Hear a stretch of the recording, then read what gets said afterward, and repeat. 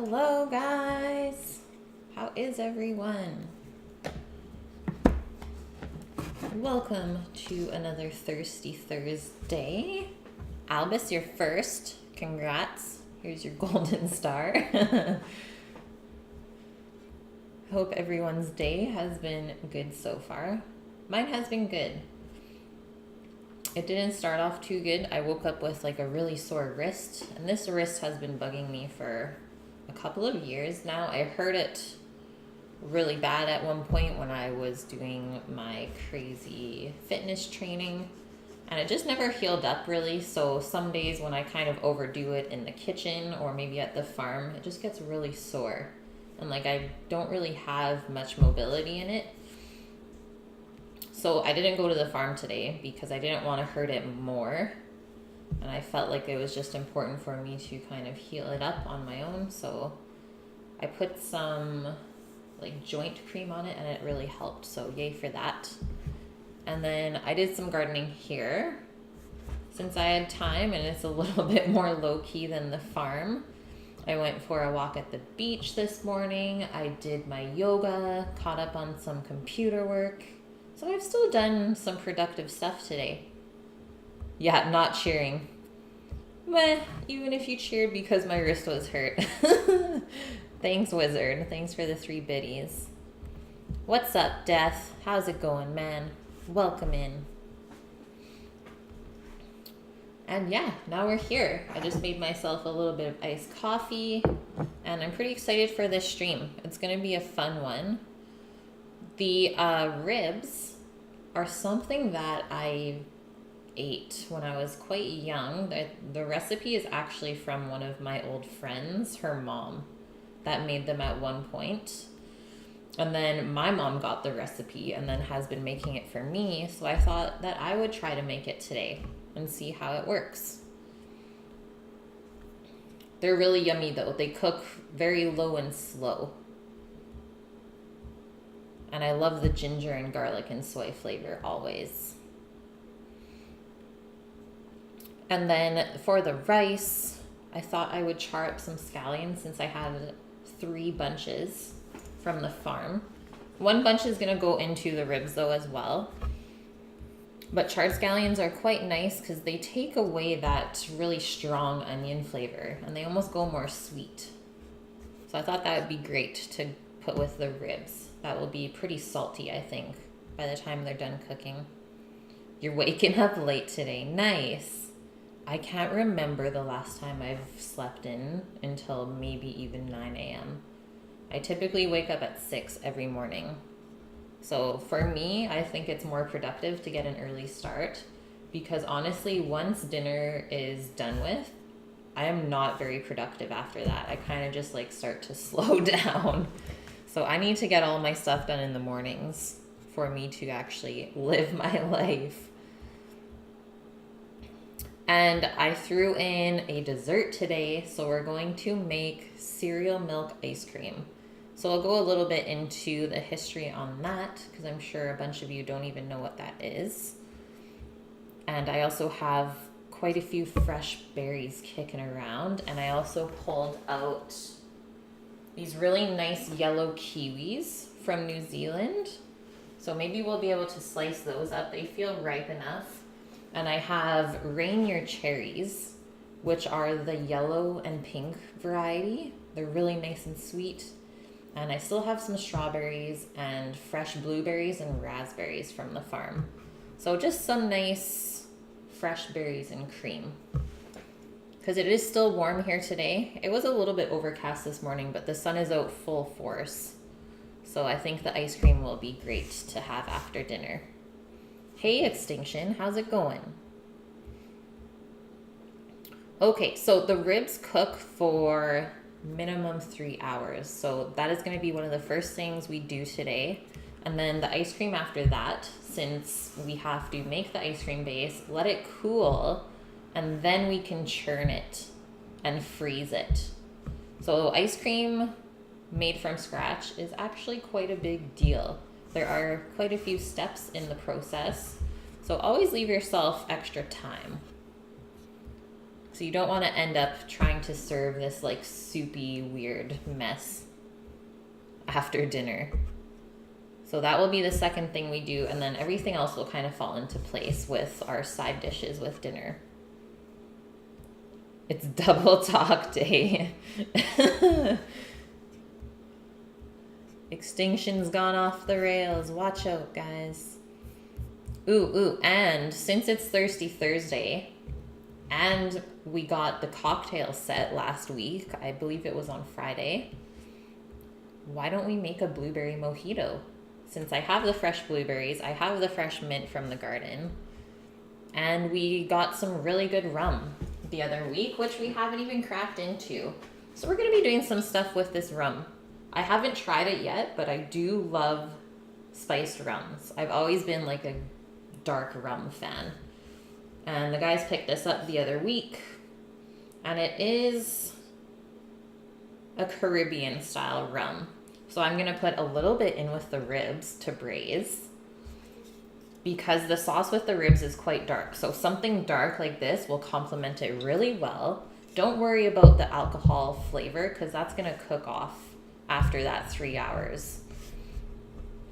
And then we're going to put some of this in the mojito, I think. I'm not a huge fan of white rum. Obviously, it looks better when you're making a mojito, but since we're doing blueberry and it's going to be kind of dark purple anyways, you can use something a little darker and it won't really affect how it looks. I thought that'd be a fun thing to do today. Yeah, I couldn't really decide on putting beer or some of that rum into the ribs, but let's try the rum. I don't think I've ever done that with ribs, so I think it would be really good. Yeah, what a treat. Hey, Indog, how are you? Okay, so order of prep today. We have to portion the ribs. As you can see, I have the 2 full racks there. So we have to cut them up into individual bones, and that's gonna help them cook a lot quicker as well.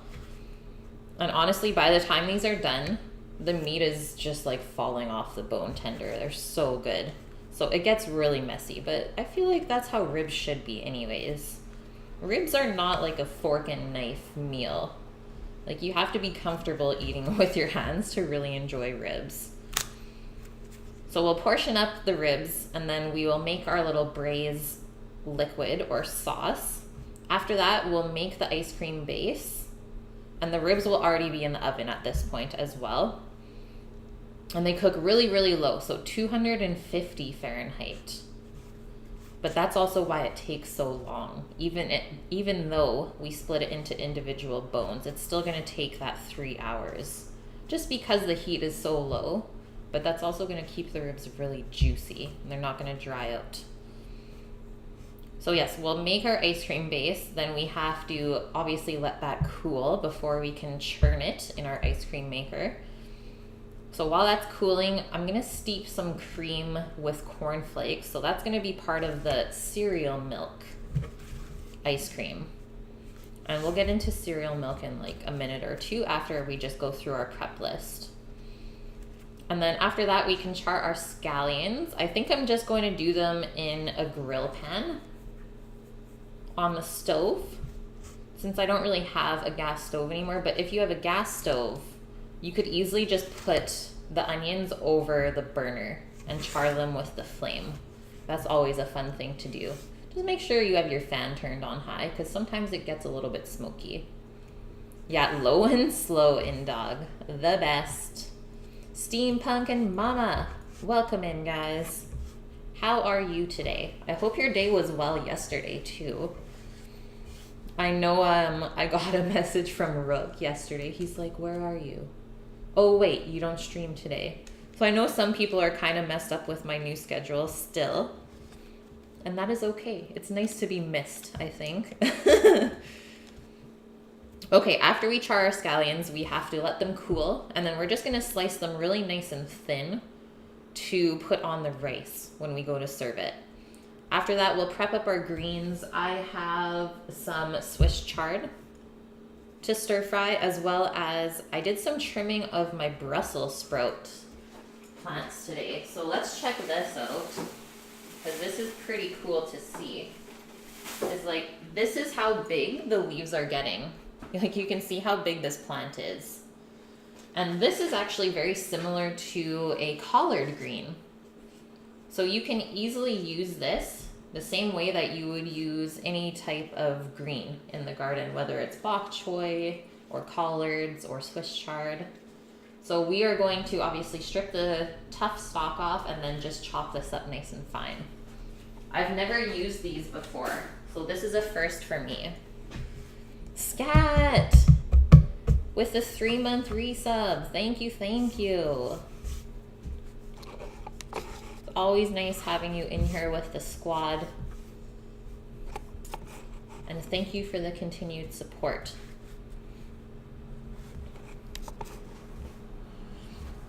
Okay, after we prep our greens, we will prep our rice. So we're just gonna measure it out. I'll just do the typical 2 cups worth that I usually do. And we're gonna cook it with some vegetable broth, just so that it stays nice and flavorful. And after that, we can prep our berries and fruit because the ice cream base is still gonna be chilling at this point. So we need to leave probably around an hour for it to fully chill up. And the colder your ice cream base is when you go to churn it, the more creamy it will end up. Because the faster that an ice cream freezes, the less granules you'll have of the ice. You're on vacay. That's amazing. Well, thanks for the resub on vacay. This is muchly appreciated. And I hope you're having a good vacay wherever you are. Okay, so after we prep the berries and fruit, I haven't really decided if we need to macerate them at all yet, but we'll probably just leave it plain and let the ice cream kind of speak for itself.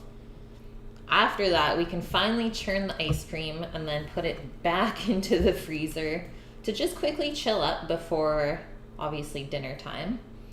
And hopefully at that time, we'll be able to make the blueberry mojito as well. And I'm probably gonna make 4, 1 for each of us in the fam. Then we can start cooking our rice. We should be around half an hour out, stir fry the greens, and plate our dessert and dinner.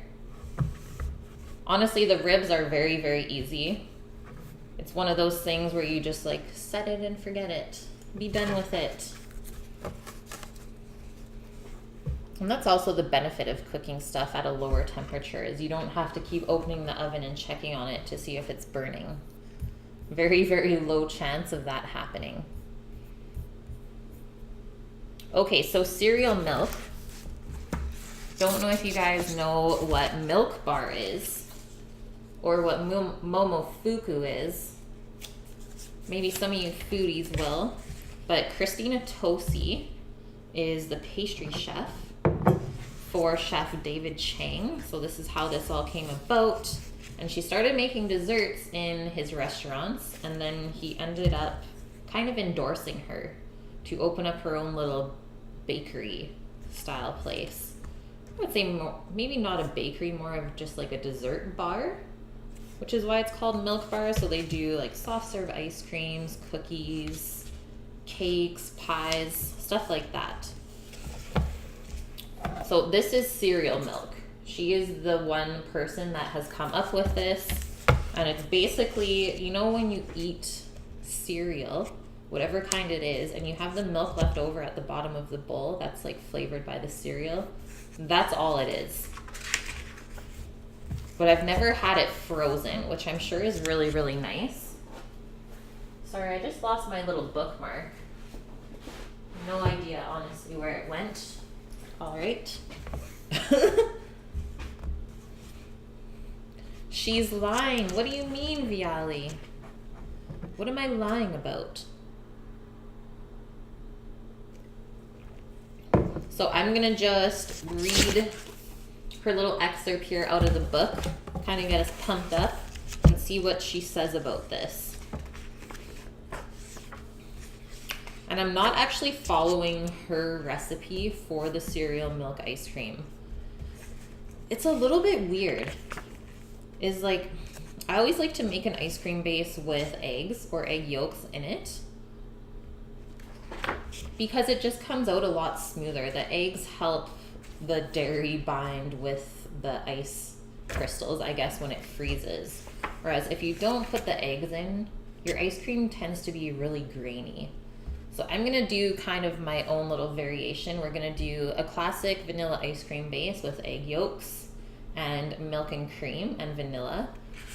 And then we're just gonna steep the cream with some cornflakes, which In Dog cornflakes is the original cereal that she used for it. So it's got that nice nutty kind of flavor. And then we'll let that cream cool off. And then the way that the ice cream is made in the recipe that I'm following is you do the base with the milk and the eggs and the sugar. And then once that's cold and you're ready to churn, then you mix in the cream to that. So the cream doesn't get really cooked at all, but obviously we're gonna just steep it quickly, which is totally fine. You just have to make sure that you cool it off enough when you add it to the ice cream base. And I think that will just be a lot smoother, considering we don't have a soft serve machine that's like 20 grand. So I'm just trying to make this turn out as best as possible, pretty much. Just with my experience working with ice cream, I guess. Yeah, corny flakes. Okay, let's read our little excerpt and then we will get going. Because the ribs, the clock on the ribs is definitely ticking.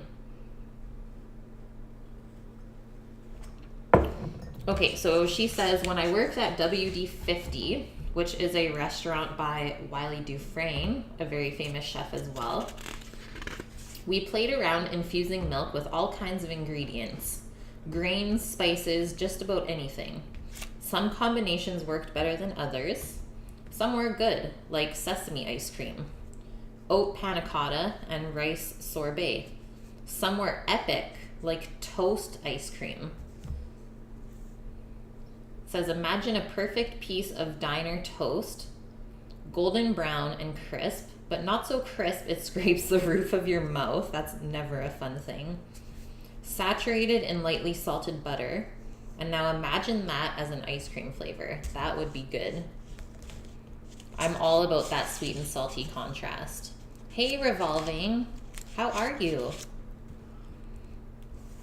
So cereal milk by comparison seems almost dumb. Anyone who's ever spent a lazy Saturday morning drowning in holy sweatpants, watching hour after hour of USA reruns, knows the flavor. It's that dense, tasty, slightly sweet, kind of starchy, corny milk from the bottom of the cereal bowl.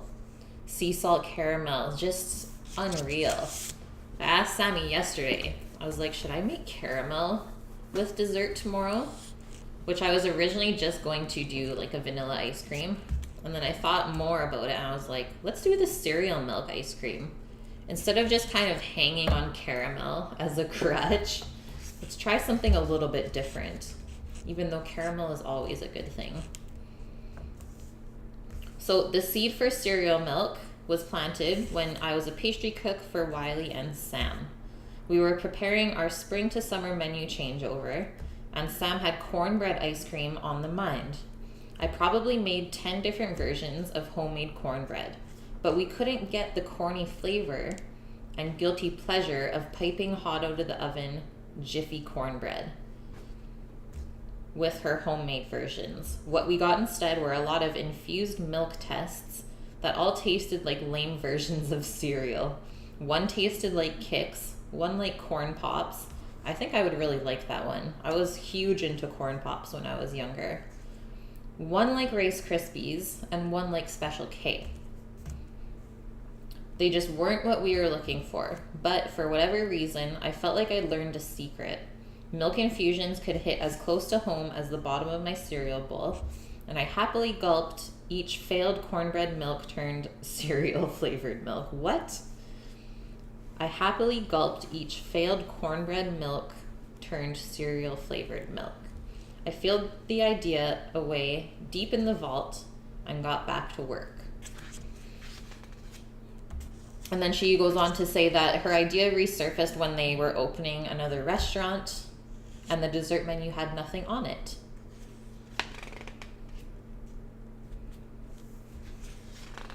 And then she ended up trying cornflakes at one time, but she's also done Fruity Pebbles, Captain Crunch, and Lucky Charms.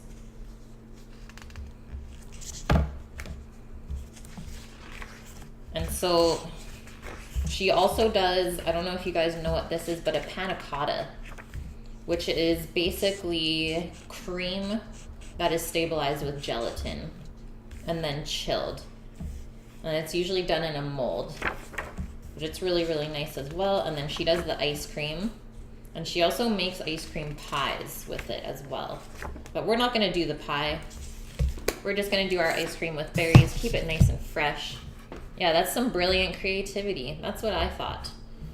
Here's my bookmark. It was under the book the whole time. Of course. It's always fun to read where some chefs' ideas come from, because they're usually pretty random.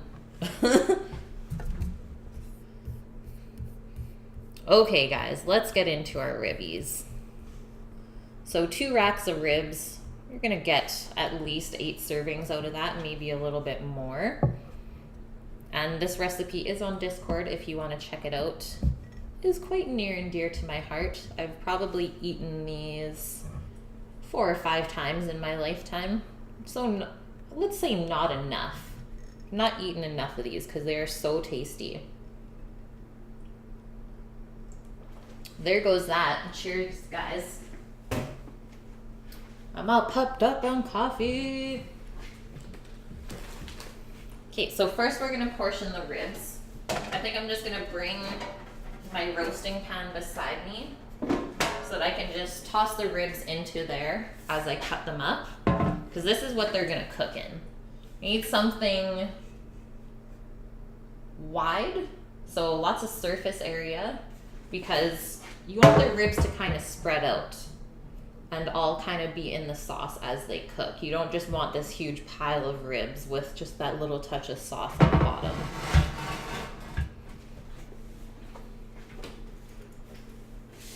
And I'm using back ribs for this. I always find that the back ribs are the most meaty of all ribs. If you want to use side ribs, I'm sure they would be just as good.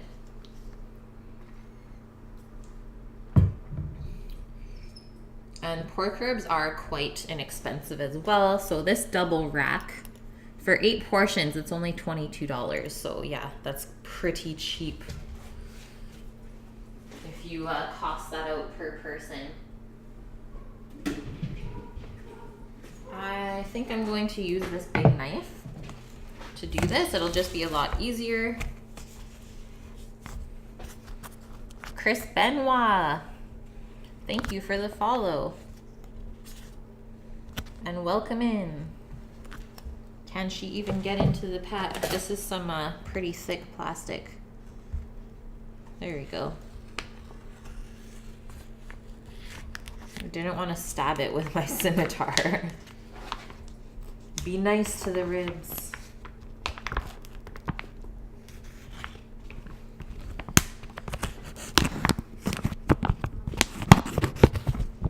Okay, there we go.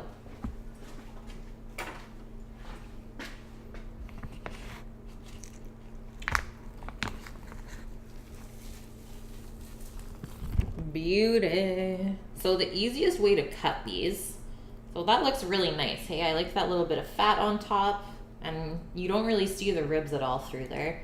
So the best way to cut these is to just flip it over and just follow in between all of the bones. And sometimes it has this really weird curve, so just be aware of that so you don't really catch your knife on one of these bone ends, because that would be bad. You can ruin your blade really quickly. If you had a chance to go to Mars and be among the first settlers, but could never return to Earth, would I go? I don't know. It depends on what the living conditions would be like. But I'd probably do it. I like adventures and new things. Yeah, these are definitely nice and meaty. They got good marbling too. As long as I could grow my food and cook on Mars, I'd be good. Death, you did the lemon ginger chicken again yesterday. You nailed the gravy this time. Nice. Check it out. Okay, it's in the last 15 minutes. I will have to. I'm happy you're streaming again, Death. That's great.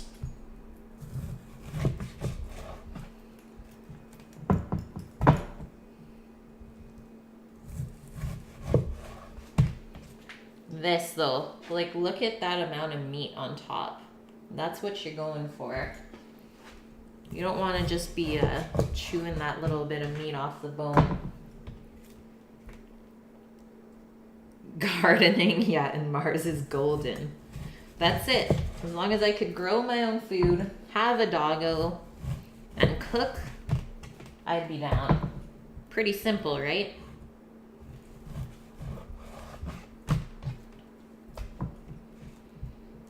I've said this a lot of times though on stream, is like I'm not a huge people person. So I'd probably be okay if there was like less people around me. Mars is an option for sure, extinction. Vune, how are you? I'm ripping you apart.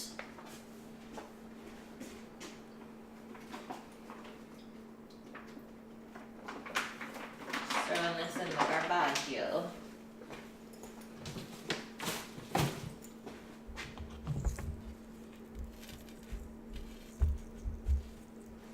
Yeah, driveway.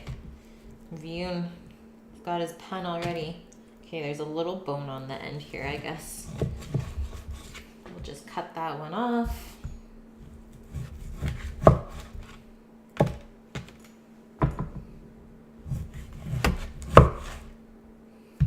And that's a good amount of fat in there too, because we know our ribs aren't going to end up being super dry. I think I can get rid of this now.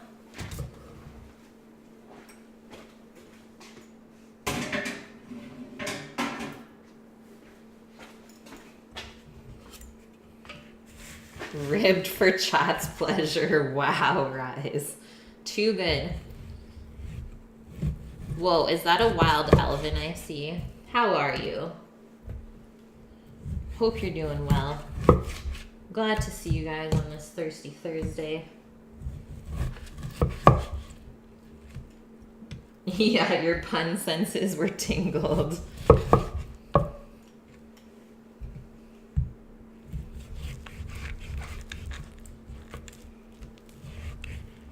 What's going on here with this bone? When we got a bone under the bone, what's going on? This pig was just like growing an extra rib? Coming out of nowhere?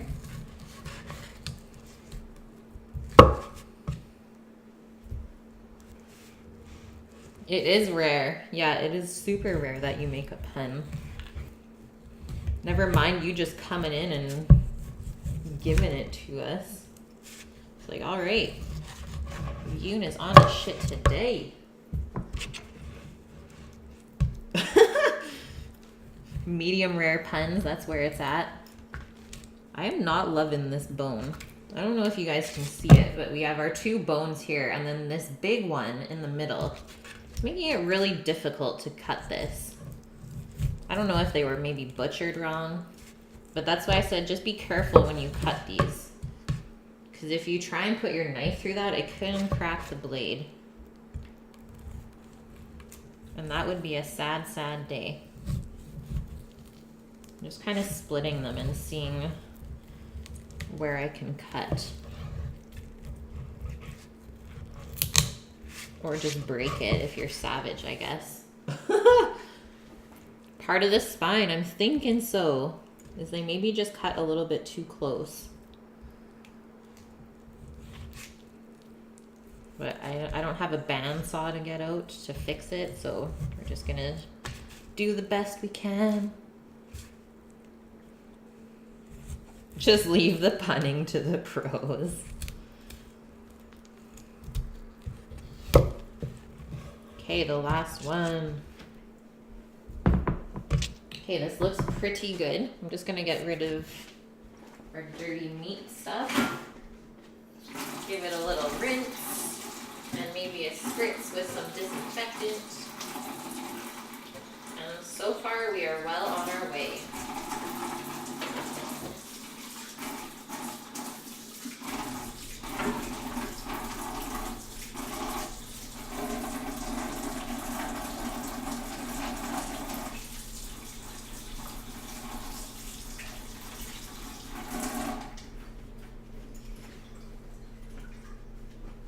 So this is what we're looking at. The meats.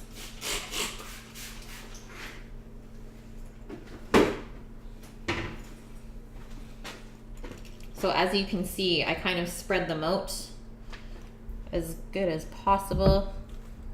But we will do a mix halfway through the cook time, just to make sure all the ribs can kind of soak up the marinade that we make. But this is really not bad. We can maybe even push them all down if we're lucky. If we're good, which I think we are. Bam. That is perfection. And you can't really do it on a sheet pan just because there is quite a bit of liquid. Just gonna wash my fingers one more time. And now we are gonna get into making our sauce. I'm just gonna put these on the stovetop for us. How many ribs are there? I don't know, someone count. Maybe I should have counted it before I cut it up. But I would say each person will probably have, what, 4 or 5 ribs, depending on how much meat is on there. So maybe you'll get 6-ish portions out of this.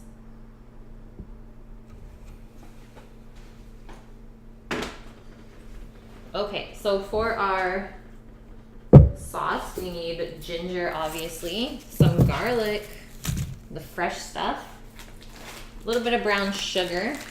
Might not have quite enough, so I might up it up with some maple syrup, you know, Canadian thing.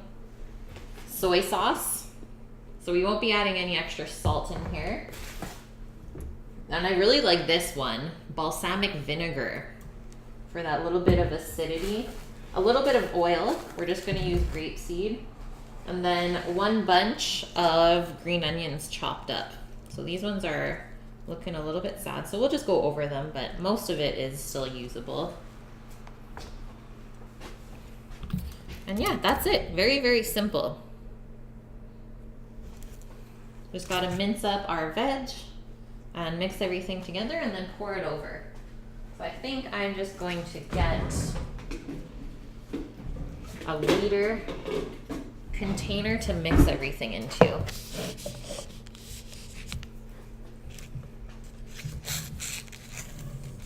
Ulysses tricks the Cyclops by telling him his name is No Man.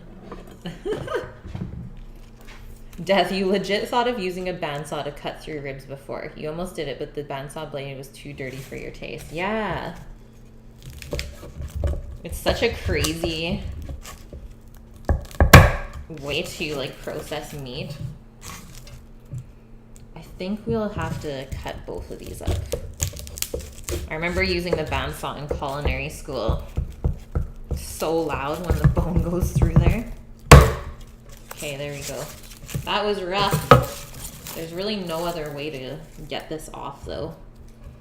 You just need a solid knife.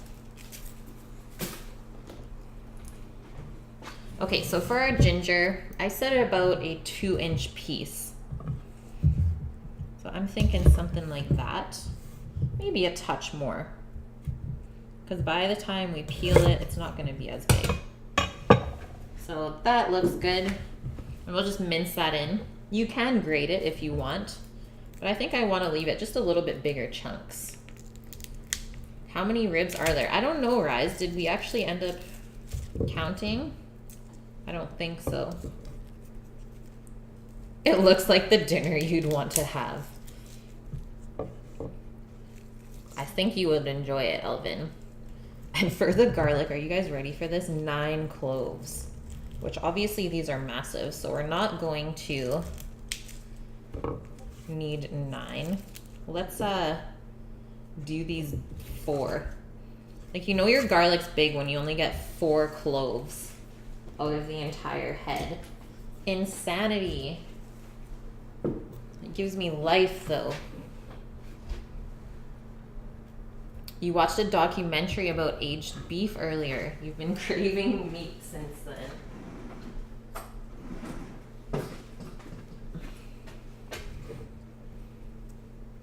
That's the ultimate doggy bowl, yes. Yeah, the Costco balsamic with the spout. So fancy. So we're just gonna peel our ginger. I like to think that using a spoon gives you the best yield possible. You don't end up getting rid of too much of the flesh, which is good. And you can still get in on all of those cracks in the ginger root.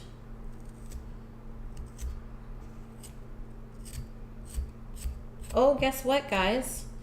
So yesterday at work, I got to try the salami I made at the beginning of the month. It's almost ready. It's still just a little bit soft, but oh man, it was so tasty. It's got like a good chorizo type of flavor, but it's lamb.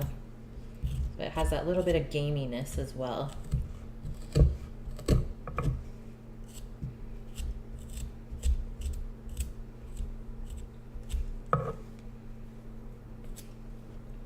That looks good. Butchers use a bandsaw for cows. Yeah, they do. So the last time we were at the butchery, when we got those marrow bones for the stock, is they sawed those to order for us. And they asked us how we wanted them cut. I was like, just put them in half is fine. So you could totally hear them cutting them in the back of the butchery while we were there. It's like, and that is our marrow bones. That sweet, sweet sound.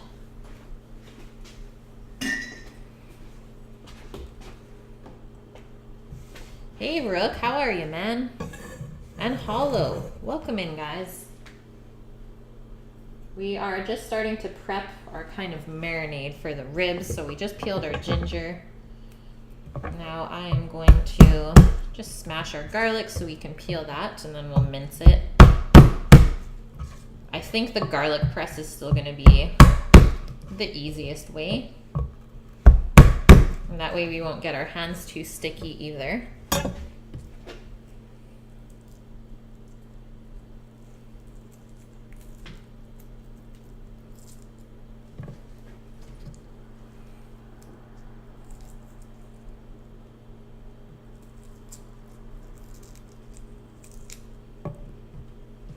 And this sauce at the end of the cooking is so, so good.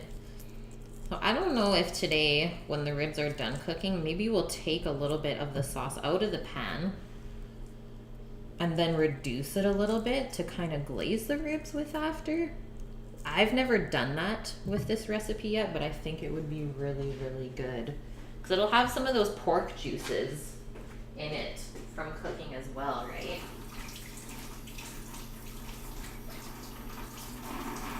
Just turn out to this nice, rich glaze.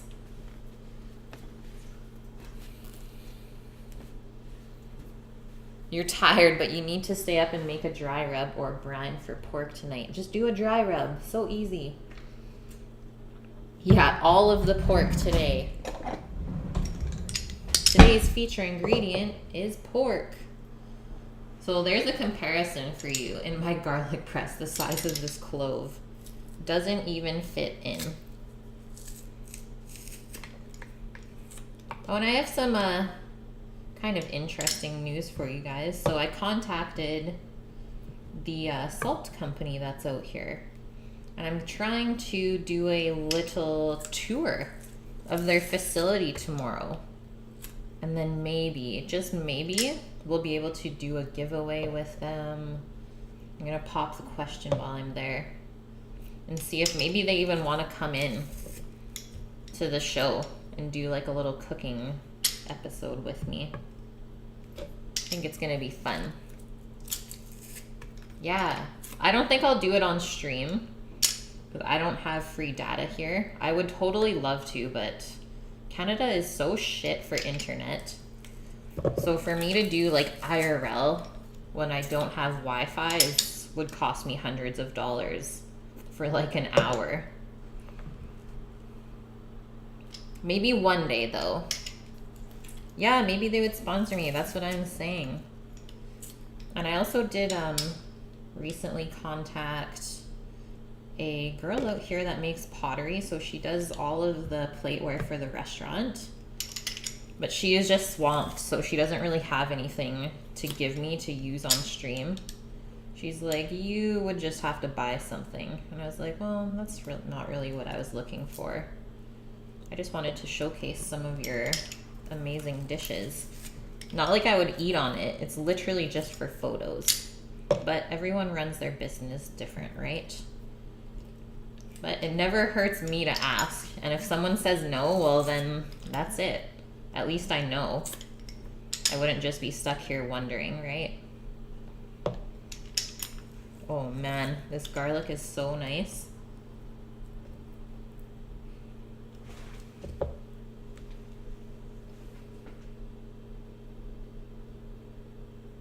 Yeah, that's what I mean, is like, I even offered to like advertise her stuff X amount of days or a week. And she wasn't really into that, so that's fine. Just seems like she's too busy to think about that right now.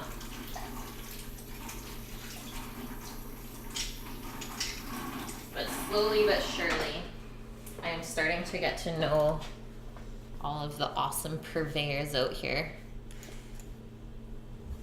But she did offer to like help me with my photography and stuff, which is really, really nice of her. Okay, let's get into the ginger. So we're gonna mince this up. You guys know the drill. I usually just cut it into thin strips first. See, just cutting this is like, my wrist is hurting. But that is okay. Hopefully it'll kind of strengthen it. See, maybe the other day, what was it, Tuesday, when I said I was really tired and didn't want to stream, maybe my body was telling me something. It's like, yo, slow down. Because now I'm injured. Twitch will send you an outdoor streaming pack if you want to stream away from home? What? I never heard about that. That's pretty cool, Rise. I'll have to look into it, because I really want to start doing IRL streams. It's just so beautiful out here. And there's so much that I could show you guys. I think you'd really, really enjoy it. And like, I still haven't showed you guys the garden or anything on stream either. Still a lot of stuff I need to do.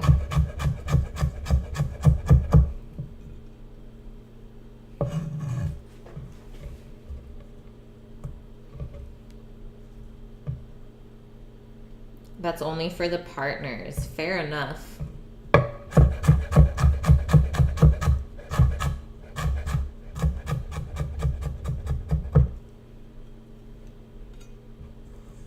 And it might only be in America too. Not in Canada.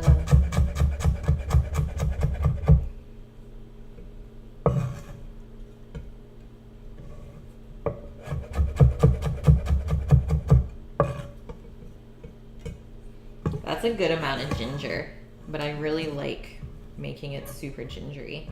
And especially since we're adding the soy sauce and the balsamic and the brown sugar, it's not gonna make the ginger too strong at all. It's gonna kind of mellow it out for us. Head Chef Mikey, welcome in. Nice technique. Thanks, man. Aw, Rise, thanks. Well, that's what I'm working towards. Hopefully slowly but surely. I will get there. I am trying to work more on like my marketing skills and stuff like that. Do more tweeting and posting. It's just kind of crazy how much time that does take up. So I can see why people actually have marketing teams that do that for them.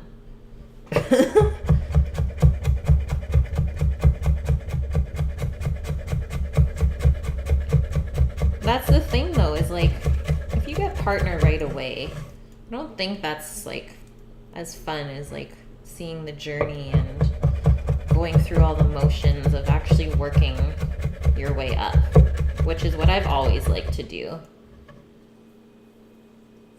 I've always liked to work hard and like reap the rewards afterwards. Typically it always pays off.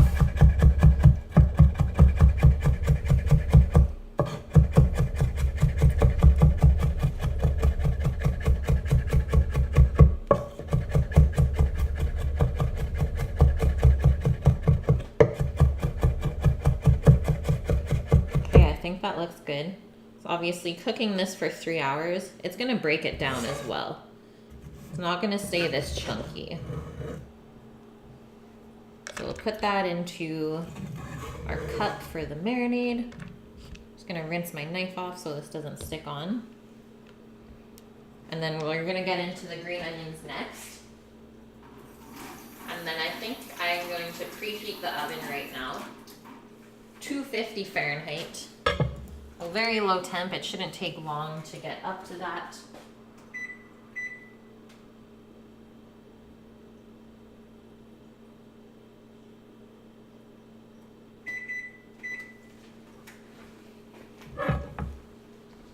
Okay, let's check these out. Hey Hollow, how are you?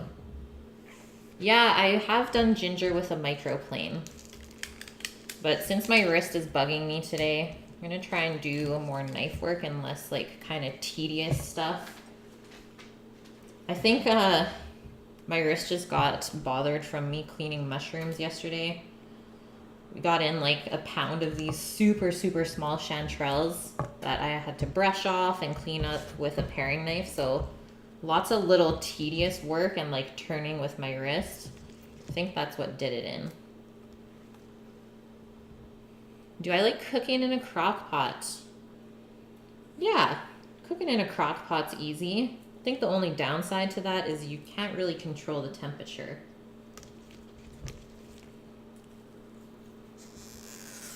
But it's great for people that don't have a lot of time on their hands. It's another one of those like set it and forget it things, which is great for like beginner cooks. To be able to just like throw something together and have a one pot meal ready for you after work. You don't have to even think about it when you get home. Just good to go. You have to hire people to help with advertising when you start getting multiple sponsors. If it's a big sponsor that's sending you paychecks, it's necessary. Yeah, totally. Because you need to do your advertising or else they're not going to keep sponsoring you, right? You need to be consistent with your posts. You can't just be like, nah, I'm good for today. Not a thing. The day a sponsor sends you a 10K paycheck is the day you know you've made it. Yeah, I mean, I'm pretty new to all this stuff. I'm just kind of taking it day by day, figuring it all out.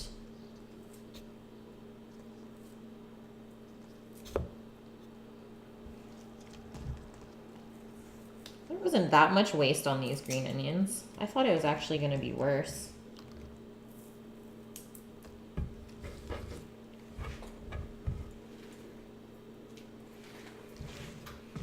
Okay, so we're going to obviously cut the roots off of these. And then we can just slice them. You can do thick or thin. It really depends on what you want. I think I'll do it pretty thin though. That way they'll kind of break down into the sauce and almost like caramelize.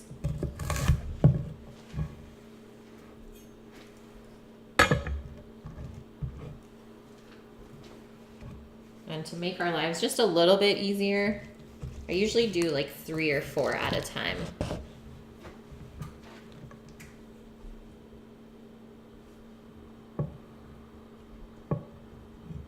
That is so cool, Death. And that is why you're my mod. Because you know so much stuff about that that I don't.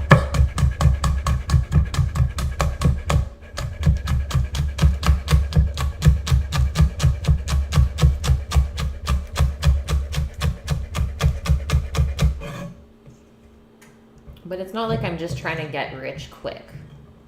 Like, I want to give people the best I can out of what I do. So rushing is never an option for me. Like, I'm either going to do it right or not at all.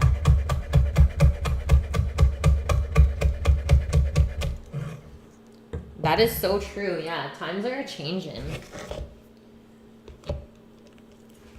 Cable TV is starting to die out, especially with like Netflix and Amazon Prime as well.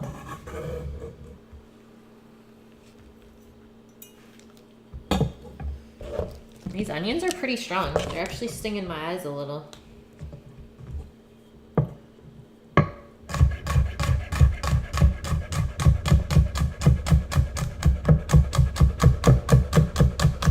They're flying everywhere.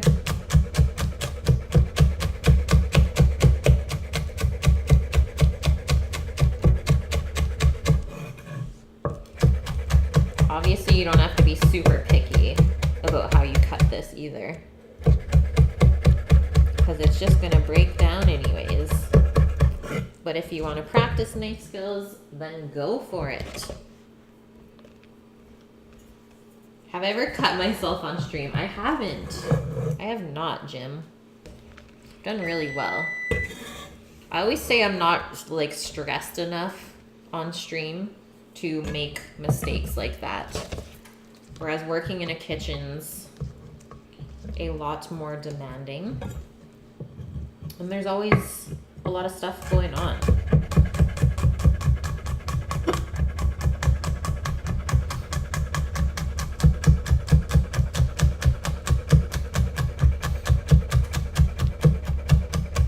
You've heard it's mostly over 50s watching TV now. Everyone else is online. I believe it, Rise. Like, it's pretty rare for Sam and I to sit down and watch cable TV. I mean, we only have it because my parents have it. And yeah, they watch cable TV on the reg still. It's like, they still watch the news and all that stuff. You've cut yourself a few times chopping garlic. It happens. Honestly, it does. As long as you don't cut yourself twice for the same reason, though, I think you're good. Okay, so there's our veg. Now we can start to add our liquid.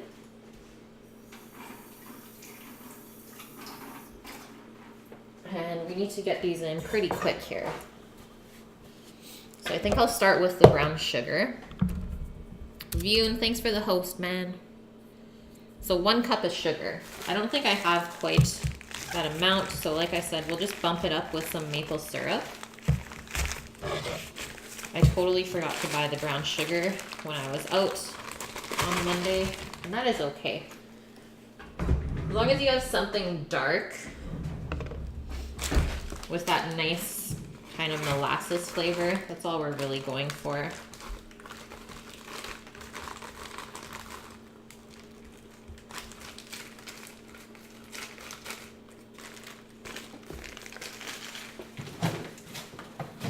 Oh yeah, and our rum. Okay. How many ounces of rum should we do? 2? 2 ounces of rum into the ribs. And that'll actually help to make them a little bit more broken down as well. So alcohol helps to break down protein.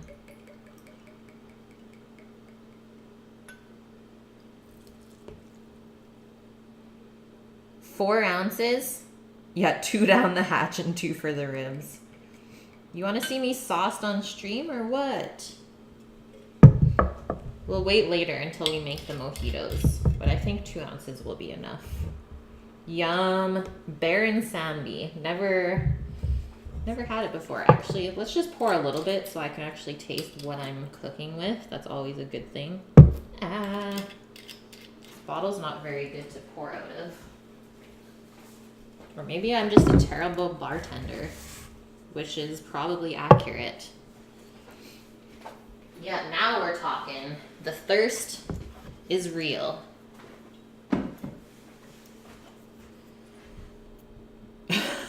You're kidding, Death. 4 ounces. Just put half the bottle. No problem. Oh, it just smells really vanilla-y.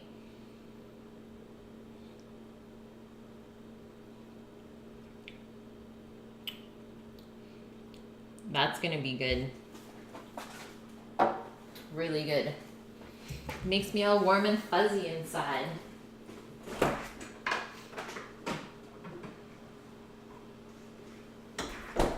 I think adding honey to this instead of brown sugar is also a good option. Honey, garlic, and ginger, great combo. Hey, Karen. I am doing well. How are you? Welcome back to the stream. Okay, so let's just top this up with a little bit of syrup. I think we're good with that.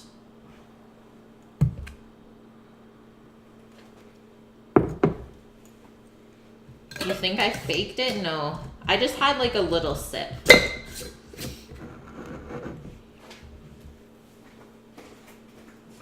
You guys know how cheap I am with my liquor.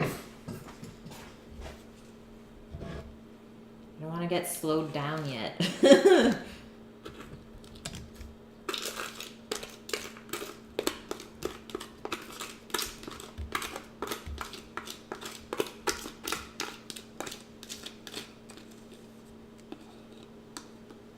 Okay, so 1 cup of brown sugar, 1 cup also of the balsamic vinegar.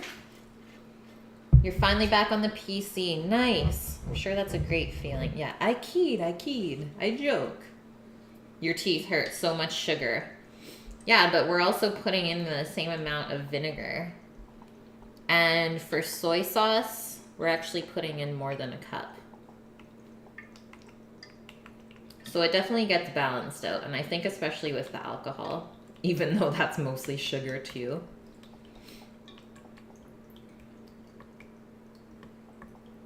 This pour spout though, how nice is that? Yeah, pull your dentures out. Good to go. Hey, Chickadee China, how have you been? Come on, balsamic, you can do it. So close. Don't fail me on me now, spout. Okay, we are good. Next week you come back to stream. Yay! Yeah, cheap and used. Used in new condition. What? Terrifying.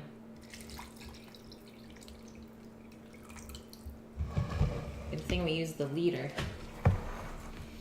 And now, soy sauce.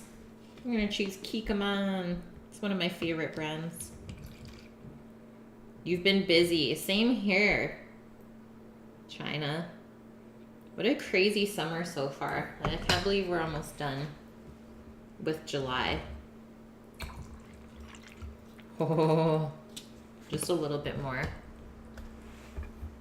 And then we just need 4 tablespoons of oil.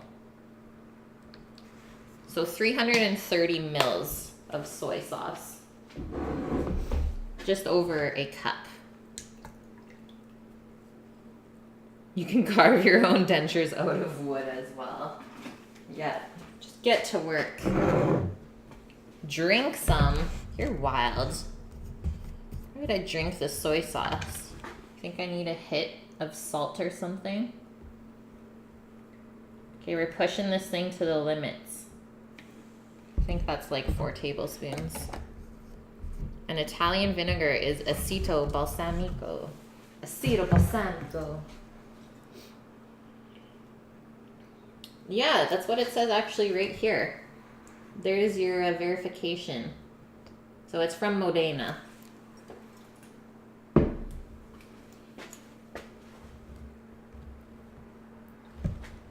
Yeah, just a little syrup pours in the whole can, Thunder.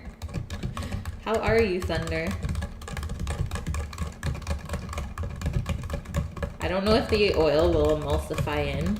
We'll just give this a good mix to kind of dissolve our sugar.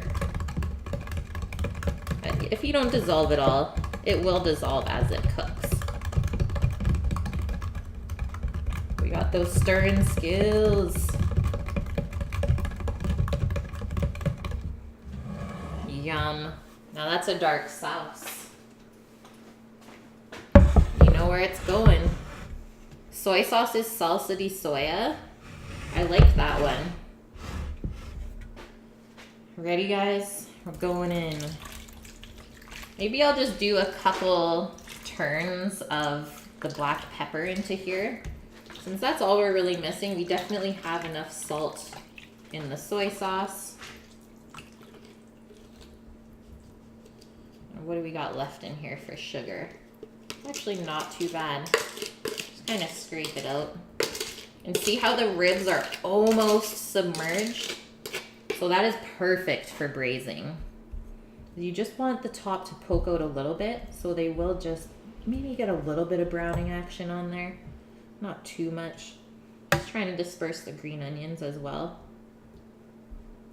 This looks great though. It looks so good. I'm not drooling, guys, I swear.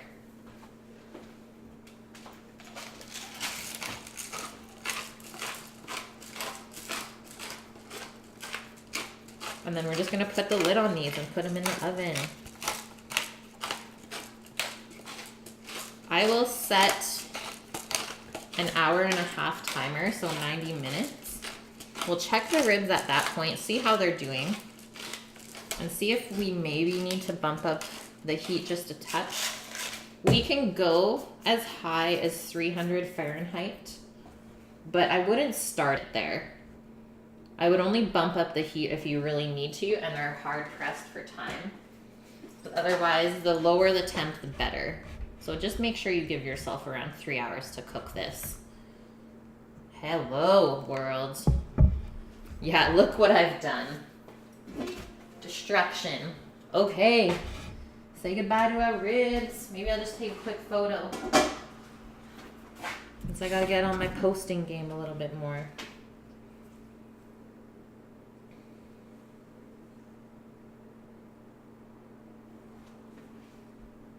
Yeah, I'd eat that. 100%.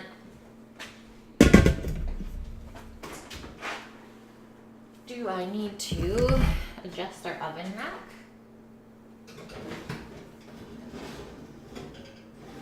No, we are good. Okay, 90 minutes on the clock. And now we can move on to our ice cream base. Oh, not 3 hours. Oh God, now it started over. Why do you do this to me?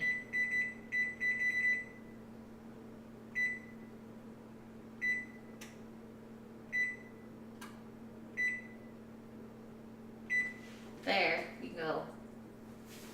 1.5 hours.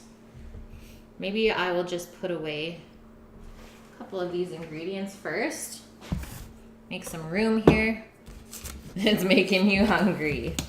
It's not like I really try to, it just kind of happens. I swear, guys.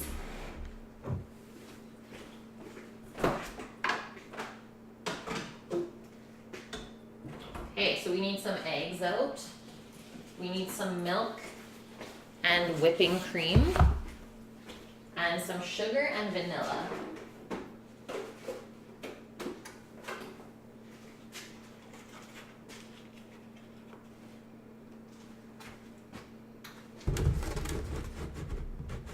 Oven ribs are underrated.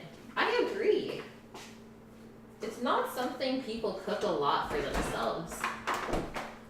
And if you do it right, they are so good.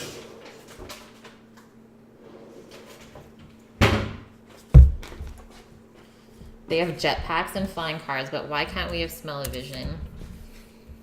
There's always a downside to smell-o-vision, though. There could be some smells that you really don't want to smell. Okay, here's the ice cream recipe I'm using if you want to check it out.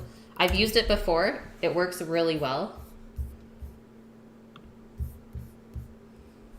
And this is going to give us, I would say, around 2.5 to 3 cups of ice cream. So like 3/4 of a liter-ish. The days you saw the dishes you make last week were so gorgeous. Thanks, Karen. Dr. Ew, it smells good. Does it though? Okay, so we need 4 egg yolks. I'm gonna use the duck eggs. Actually, let me go check and see if we have any chicken eggs kicking around. Because duck eggs might be just a little bit too precious to use here. They haven't been stocking them as much, so they're kind of a hot commodity for brunch. We need 1 cup each of milk and cream, and then 1/2 cup of sugar. And as much vanilla as you want. I know some people like it just a little bit stronger.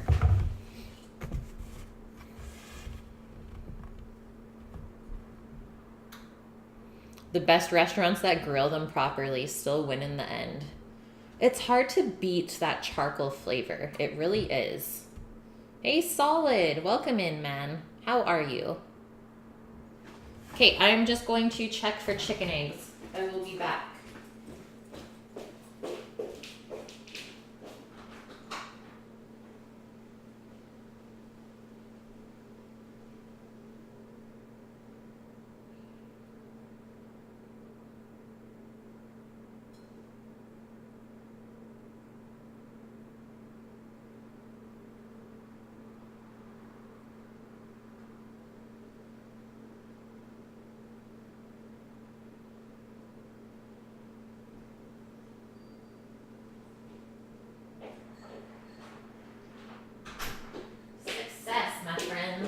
Success.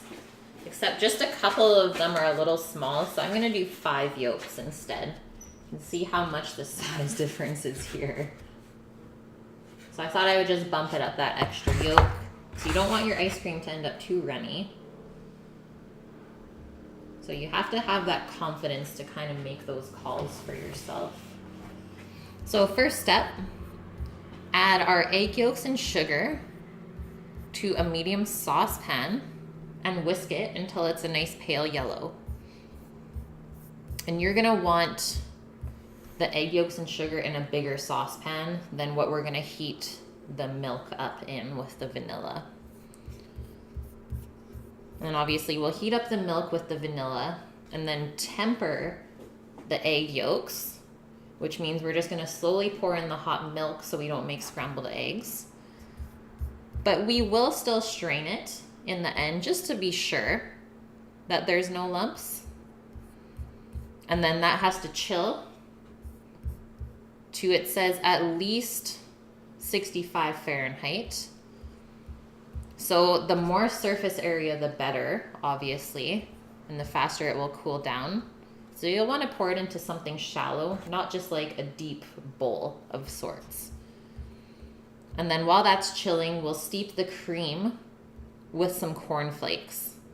So with it only being 1 cup of each, it's not going to take long to chill this stuff back down. Maybe I should double it.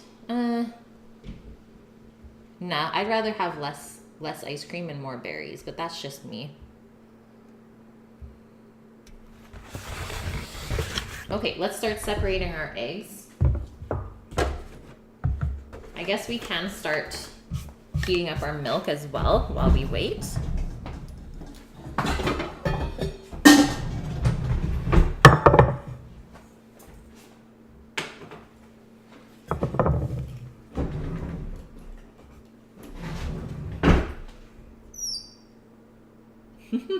Squeakiest camera ever.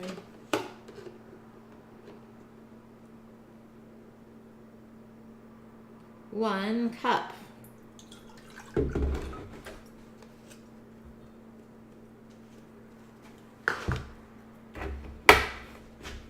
And I like to steep the vanilla with the milk.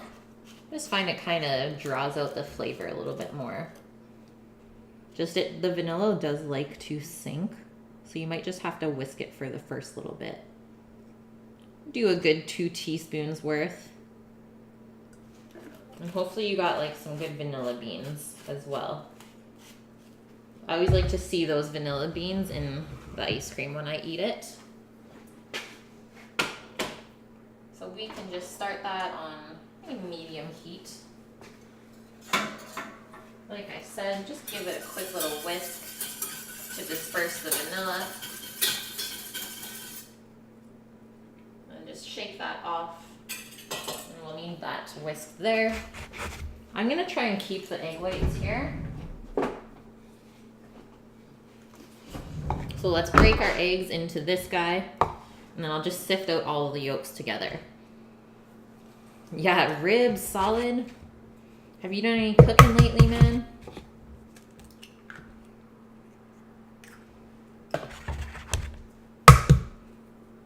You only ever separate eggs when you make hollandaise.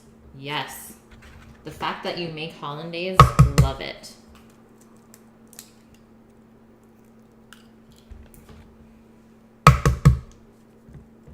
You've been cooking every day. That is so good. I love hearing that.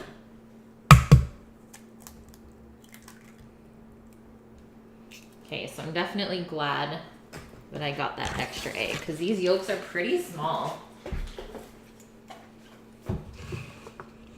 So I find it's easier to separate my eggs this way. We did actually break this one. Oh God, someone's calling me. No idea who the phone number is though, so there's that.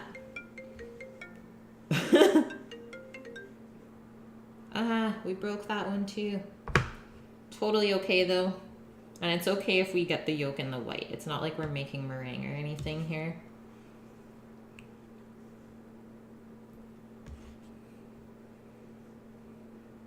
Yeah, you always wonder what makes some eggshells white and some red.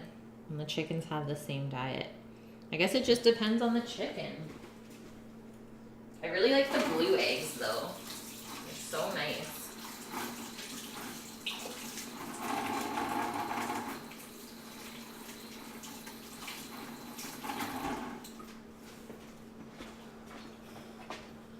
You use a shell half to scoop out the yolks. Yes. That's a great way to do it if you don't want to get your hands too dirty, but I have separated way too many eggs in my lifetime to care about that. But definitely a great way to do it if you're cooking at home. Good point, solid. Hey Nike, how are you? Okay, so these are going into the bigger sauce pot. I'm gonna make sure that I use a spatula to scrape all that yolk out.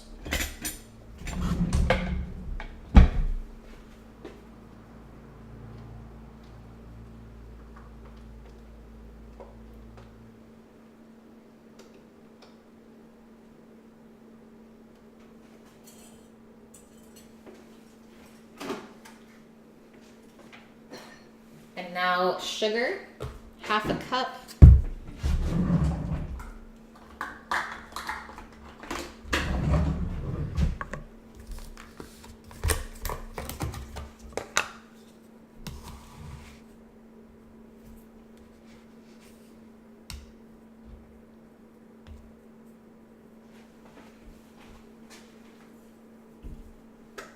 Sugar is also a key factor in ice cream, because it really helps to make it smooth.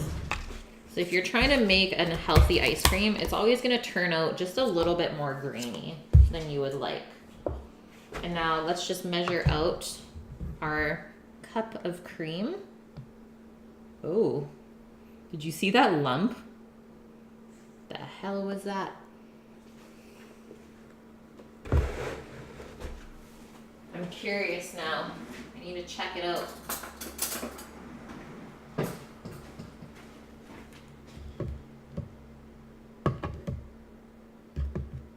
Okay, it was just a lump of cream. We're good.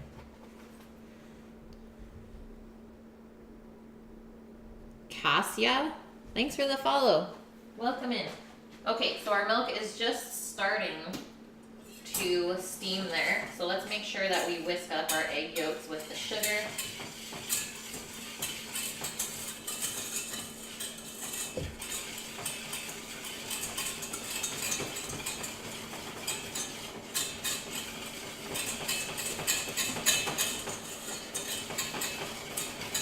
mix it well, because the sugar helps your egg yolks not cook as quick either. So there's definitely less a chance of making scrambled eggs. And this is very similar to the method of making creme brulee.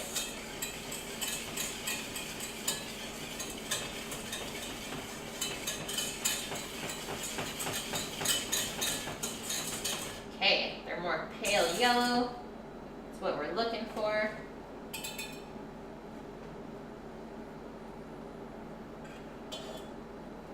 Kind of give this a little swirl.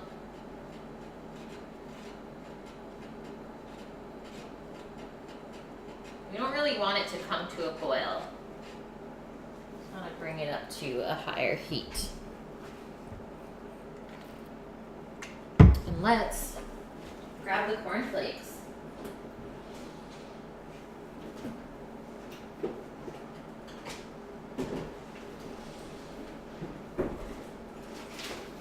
Here we go.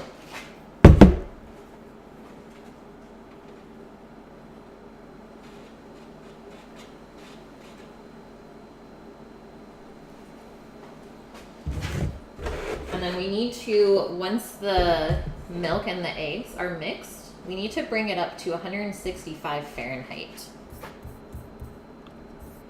And that way we'll know that the eggs and the milk have come together and they won't really separate at all. Okay, we're just coming up to a little bubble here. So I can turn that off. And then with one hand, slowly pour in your milk and vanilla. Just a little bit, a little stream at a time. You don't want to pour it all at once because then you will just end up making scrambled eggs. You want to slowly introduce that hot liquid to the eggs.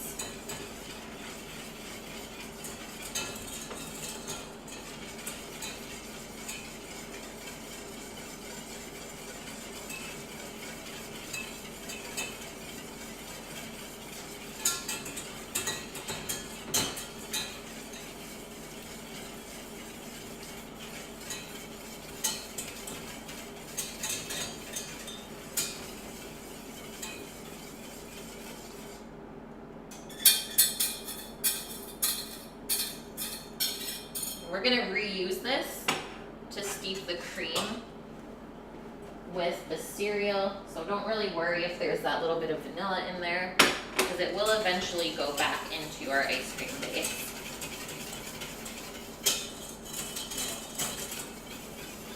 And I always just like to add a pinch of salt as well. Always a must. Okay, so now we will turn our front burner on. Nice medium heat. And then we need our thermometer to just temp it to make sure that it comes up. So let's see what it's at right now. We're at 124. So we have 40 degrees to go. So we're close. We can pour in our cream into the saucepan that's empty.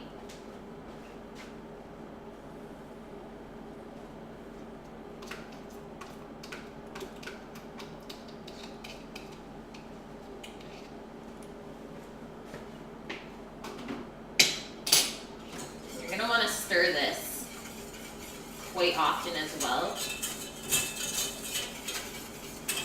Very similar to a roux, let's say, in which your thickener is going to settle to the bottom before it kind of cooks into your liquid. So like the flour likes to settle to the bottom, so will the egg yolks. Who was taking shots? Yeah, there was drinking going on. Not yet.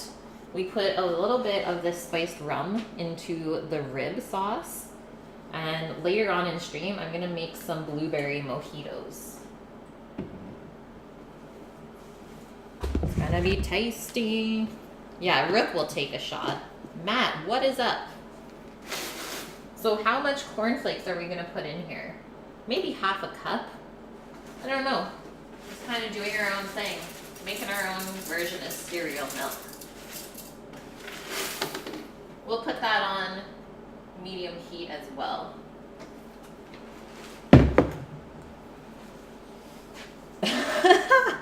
You're here to perv on food. Yeah, this is a new one. Solid. I've not seen it before either. They're advertising it at the liquor store the other week back, and my boyfriend picked it up. So I'm pretty excited. And it is 90 proof, so it's a strong one. Can't mess with that. How does the penguin build its house? It glues it together. That was a good one. Igloo. Just putting our dairy away.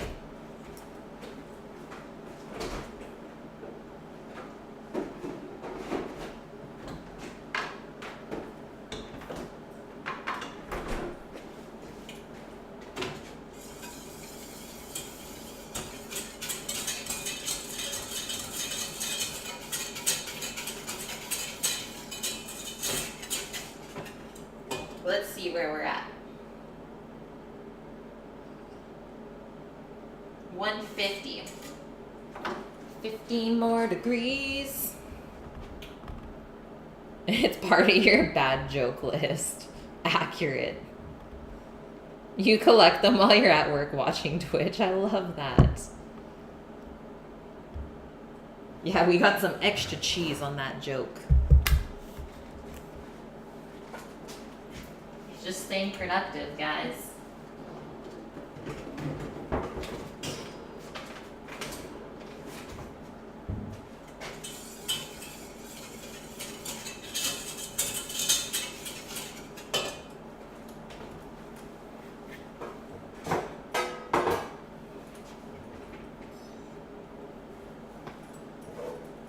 Okay, 2 containers here for our ice cream base. So we'll put the milk and egg mixture into this guy. Obviously, you can't really put it into the fridge right away because the glass could crack.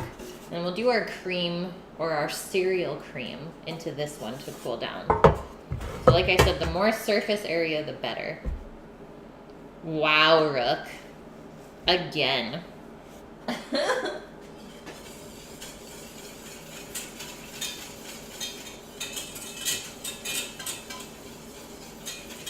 I think we are there.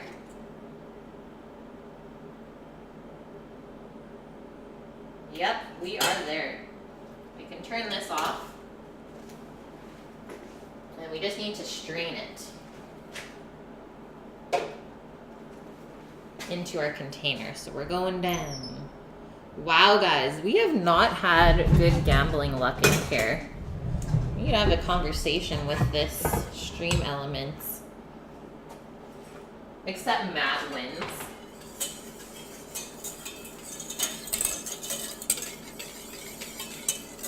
Yeah, I just rigged it.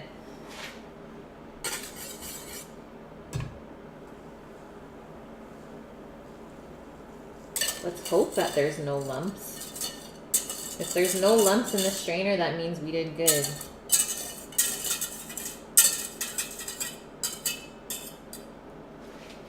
I just need to make sure I scrape all this out. I'm not wasting a thing.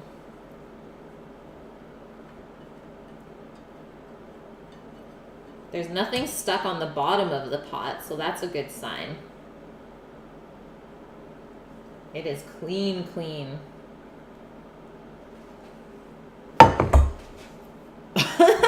Death, point proven. Okay, there's a little bit of lumps. But I have seen worse. And this foamy bit, you can just kind of push that through the strainer. And then we are going to use the strainer to strain out the cornflakes as well. Just make sure you get everything off the bottom. And then we'll transfer it over here. Yeah, stealing all of the bones that I created.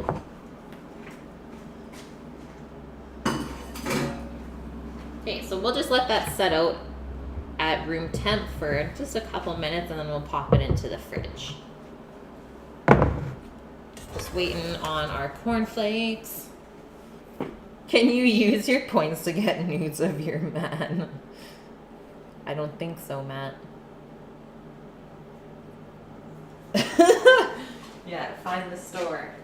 It doesn't exist. You want Sammy nudes? Why though? Okay, we don't really want to cook this cream, like I said. So we're just bringing it up to a boil. And then we'll let it cool down a touch with the cornflake in it. And then we will strain it. Okie dokes. So while we wait, let's catch up with our list and see where we're sitting. You were just gonna sell them anyways. Epic. Okay, we portioned our ribs and they are braising. We're making our ice cream bases, yes. Steep the cream with the cornflakes. So next up, we're gonna char our scallions. Fun. Gonna get our grill pan out then. Yeah, maybe use it for your profile pic on Grindr. So bad. Just to steal someone's identity. No problem.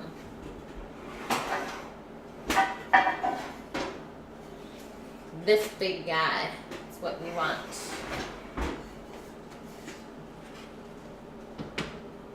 If you have a gas grill handy, that's always a good option. But it kind of seems like a shame to just turn it on to do like 5 minutes of work. Or there's also another option is to put the onions under your broiler. But since we have the ribs cooking already, I don't want to turn the broiler on top of them. So we're just going to use the cast iron grill pan. Is that a website for fans of sausage? Grindr? Yeah, who knows? I've never used any of those weird dating apps, thankfully.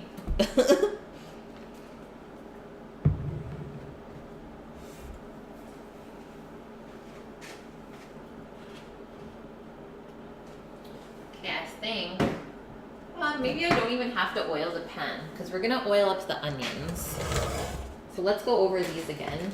And I have 2 bunches, luckily, because I think these ones look just a little bit worse than the ones we put in the pork ribs. Yeah, maybe it's the worst. Oh, somehow I got a sage leaf in here.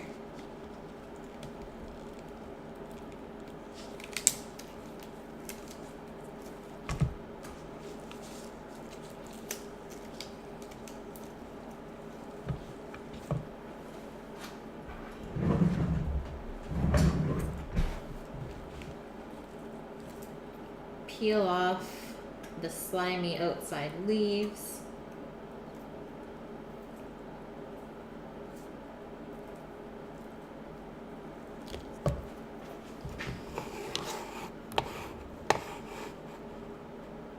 Guys, I'm just refreshing my browser. So sorry if I miss anything in chat, but I think I'm good. There we go.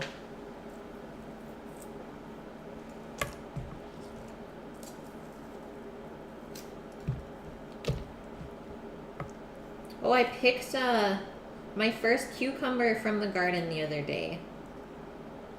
It looks so good.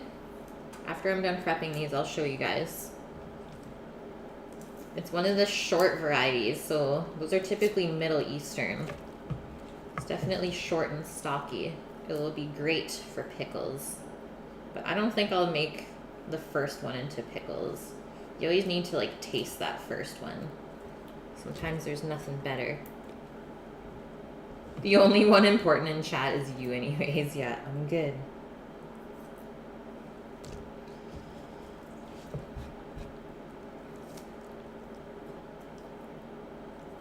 Okay, and question of the day, since there's a bunch of you in here now. What's your favorite ice cream flavor? And do you eat it in a cup or a cone? Because I feel like that's also an important part of eating ice cream. Let's get to know each other a little bit.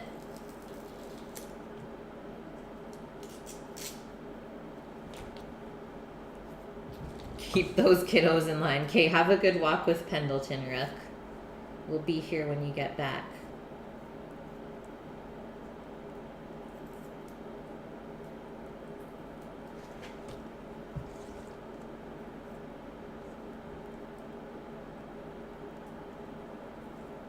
Mint chocolate chip. Nice, solid. Cone or a cup. Yeah, it doesn't matter. See, that's the right answer. If you really love ice cream, it shouldn't matter. As long as there's ice cream. That's the important part. Ugh. Anyone else just like hate the sliminess of these green onions?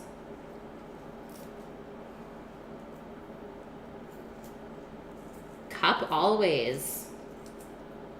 See, but why? Do you just find that the cones are sometimes stale or what? Or you're just not a cone person? You're there for the ice cream, not the cone. Thunder, butter pecan, cookie dough, strawberry. Nice flavor combos.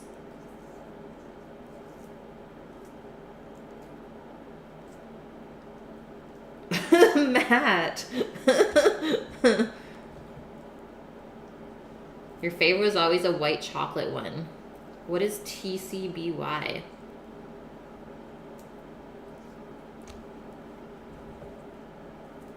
I'm not a huge white chocolate fan, but I think in ice cream it's a little bit better. So you don't notice it as much. And choosing an ice cream flavor is like one of the hardest things for me. I really like cheesecake flavor. I don't know if you guys have marble slab where you're at, but that's what I typically choose. But I'm always down with like a good peanut butter and chocolate combo too. That's more of like a guilty pleasure thing. Sugar cone or a waffle cone preferred? I'm with you on that, Indog. I think the plain cones are just like, it's only there. It's just there for, to put the ice cream in. Definitely not my favorite though. You don't like crunchy, you just like ice cream. See? I knew it.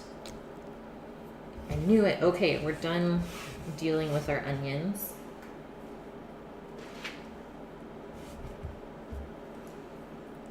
But I am just going to probably break off those tips. They don't look too hot either.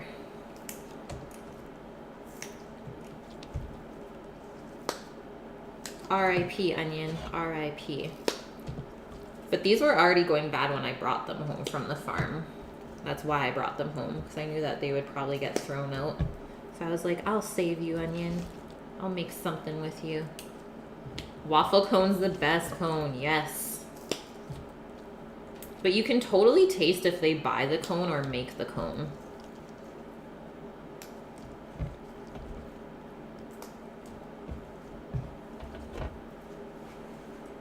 It's like, why would you cheap out on that? I was like, if you're gonna serve ice cream, make sure everything is good, not just the ice cream. Because like, I've had a ice cream cone before, just like ruin the whole thing because it was stale. Cheesecake makes great ice cream, yes. Yeah, some cones just taste like plastic, exactly. Okay, there we go.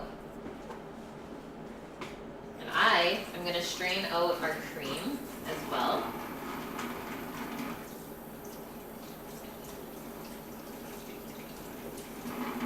Starting to smell the soy from the ribs, so that means they're coming up to temp, I'm sure. Yeah, ice cream and green onions, Jim. What is going on? Yum. Look at that. And obviously the cornflakes aren't sweet, which is great. You don't want your ice cream too sweet.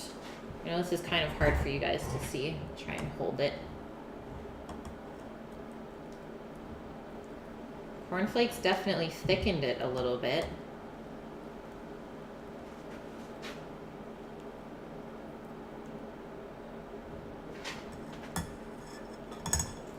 now we can scrape all this stuff out.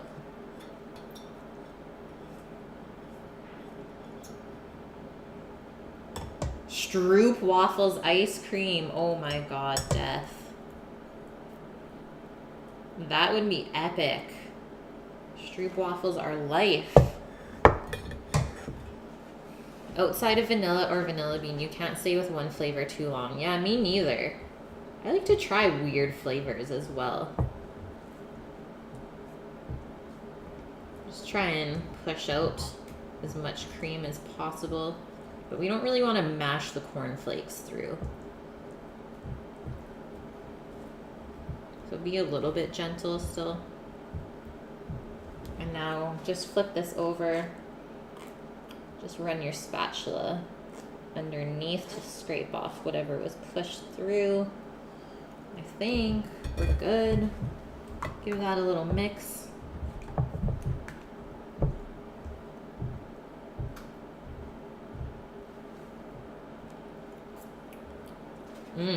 Okay, that definitely tastes like cereal milk.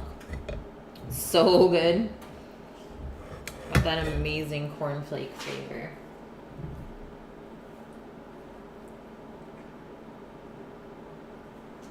Dunzo. You have a waffle maker. So you've made your own waffle cones. Yes, solid. I've never done that.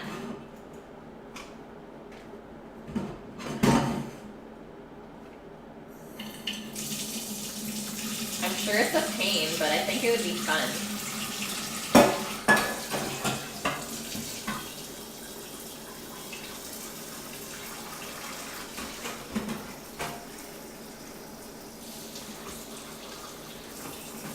Putting some water in those pots so they don't get too sticky.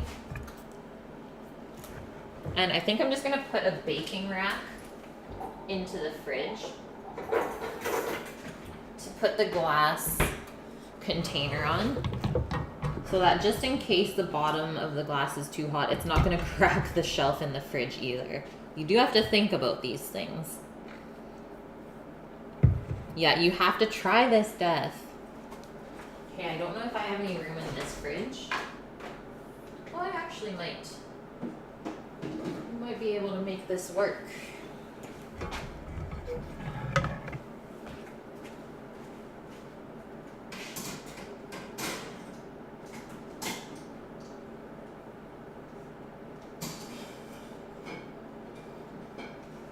Perfection. Okay, and then we're getting into our scallions.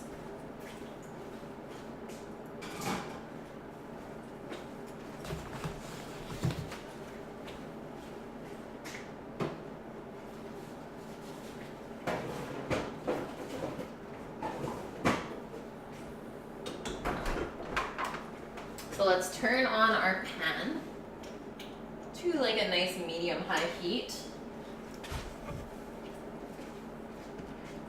And then we're just gonna dress the green onions with a little bit of oil and salt before we grill them. And this is what I do at work, and it works so well. Kind of just pile them on, and then we'll just kind of toss them around after. Your waffle maker is like your great grandma's. Oh yeah, my mom has my grandma's waffle maker too. It's so good. So you actually can make waffle cones with a regular waffle maker.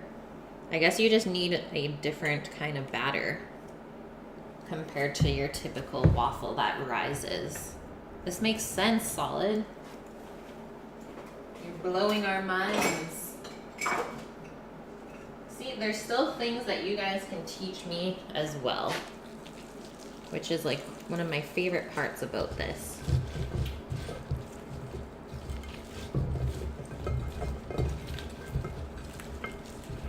Just kind of roll the onions in the oil and salt.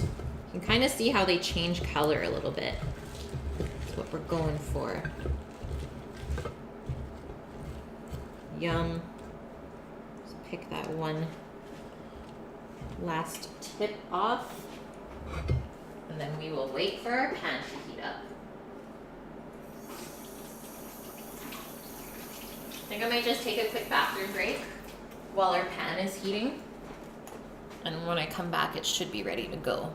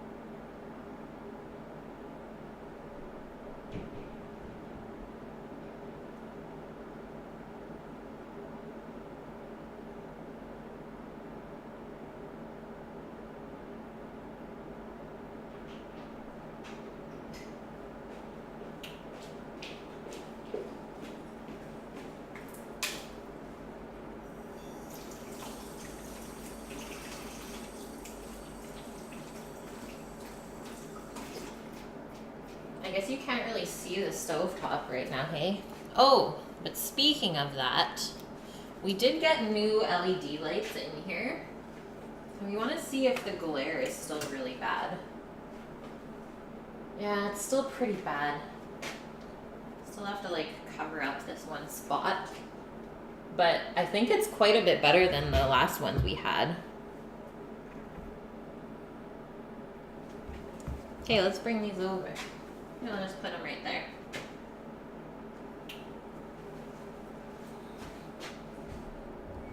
Okay, after this, we're gonna start prepping up our greens to stir fry. So we're gonna prep some Swiss chard and some Brussels sprout leaves, which is new for me. I've never cooked with those yet. So I'm pretty excited to do some playing around. And then we can prep our rice and just carry on. I think we're doing really good for timing so far. Okay, I can see our cast iron pan is starting to smoke. Let's go over here, grab a pair of tongs, just so you can kind of toss the onions around a little bit. Start placing them in here. I don't know if we need something to maybe weigh them down. Or this might just take a little bit.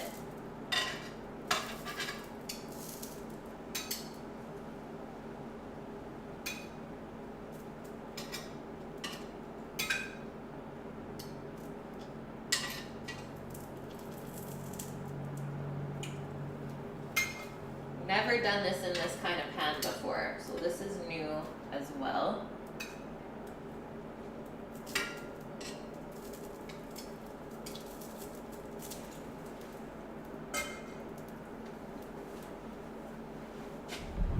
Let's see. Just looking for something to kind of weigh it down. I guess another pot would work, or a pan.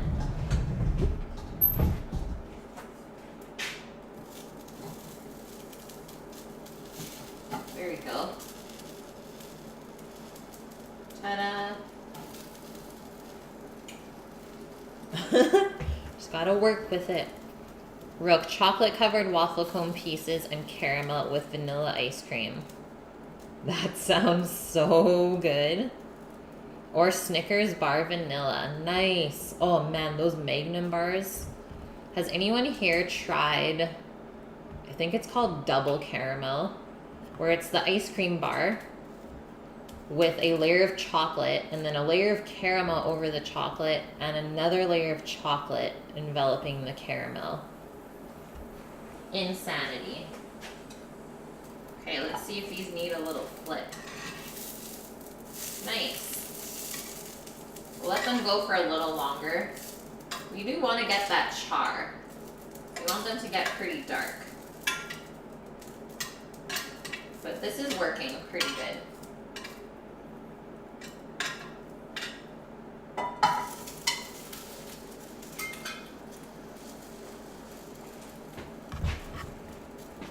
They make that. Yeah, that's a thing now. They're so expensive here, though, in North America. Like the Magnum bars, when I was in Thailand, I gained quite a bit of weight there from those because they were so cheap. I think they were like 50 cents each. Here, I'm pretty sure they were like $2 each.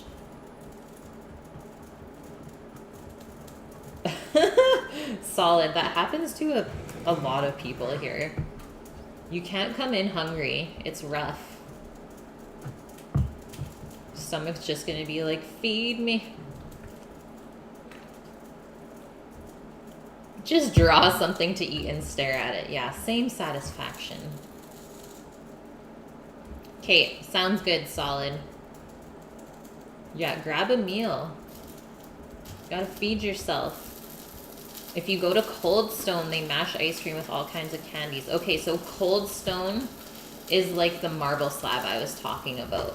And what I usually would pick is, first off, I love that sizzle sound back there. I would pick the cheesecake ice cream base with fresh raspberries mashed in and graham crumbs.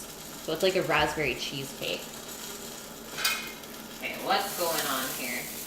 There we go. We'll give one more flip. We need to.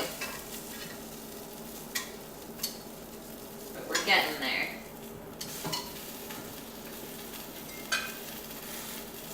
Sweet.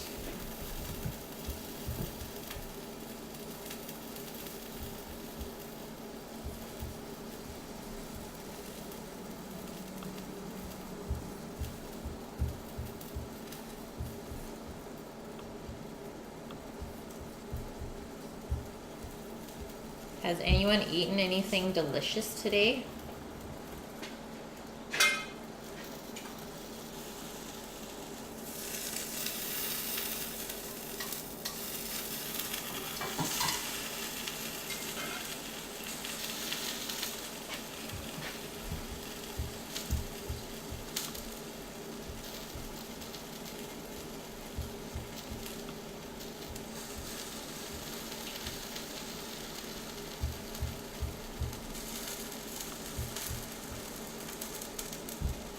You had a few glasses of water and beer. Well, at least you're staying hydrated, Brooke. Now open this window since it's finally nice out again. Like the sun literally came out when it was time for me to stream. It's like, really? Okay. That looks good. It smells good. So look at that, how much they shrunk compared to what we started with. Let's do our next round. I think once they start releasing the juices is when it really starts to get going with the grill and charring action.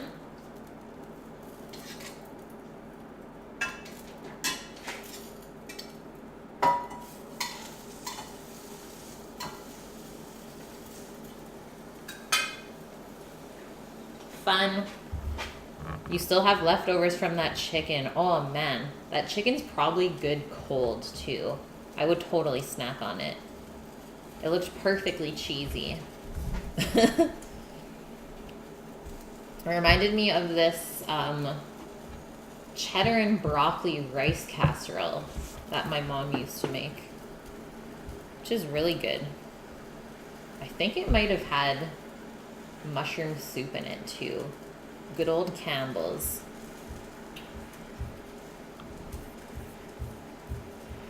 And I think later tonight after stream, I'm going to start planning our trip to Portland a little bit more in depth. I was doing a little research today. Didn't write anything down yet. But they have the world's smallest park. 452 square inches. That I was like, we have to go see it. Just in the middle of the road. You grated too much and had to use it because you had chicken juice on it. Oh man, shucks. Tough times, hey?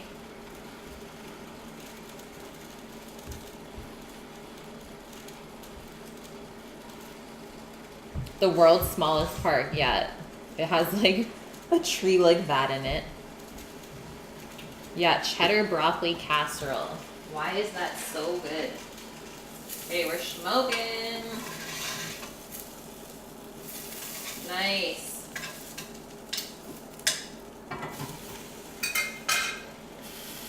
Not making it too smoky in here. We're good still.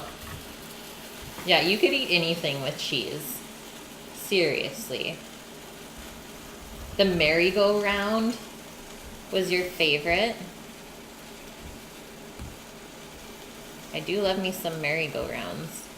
I guess they have a lot of nice parks and stuff too.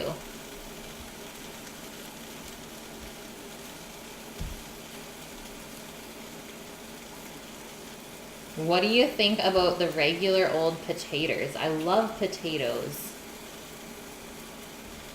And I like them a lot of different ways. But typically just boiled with butter is so good. Ever tried cod covered with cheese? What kind of cheese would you use, Rise? I know typically cheese and fish is not a good combo, but every now and then you find something new and you're like, it is good. The merry-go-round, it's dangerous? Holy smokes. Okay, this round is good. Oh, this is fun.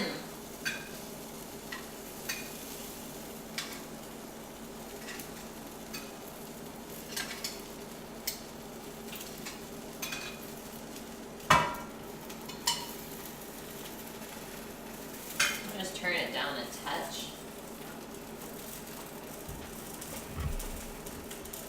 Miss Chrissy, you're in Portland as well?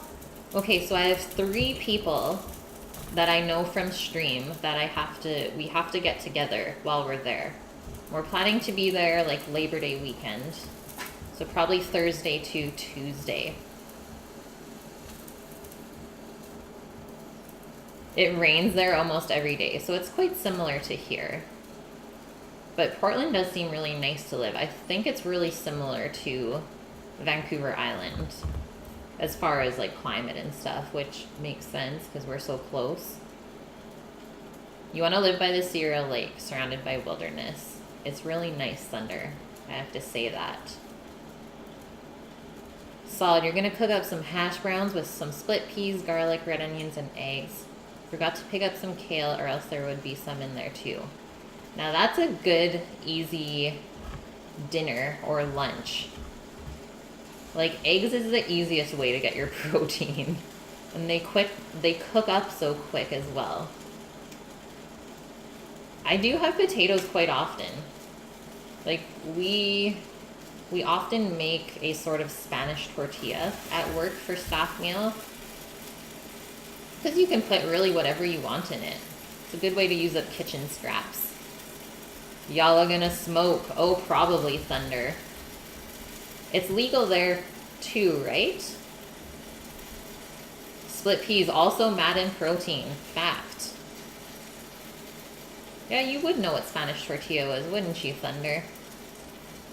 Eggs and beans, cheapest and easiest protein. Yep. 45 grams of protein in half a cup of split peas. That's got to be one of the top protein sources for like non-meat related things. Okay, let's get a flip here. I know it's time. Sweet. Look at this guy. He went black. That's what we're looking for. And I'm just going to turn that off. I'm going to just open this other window here. And maybe turn on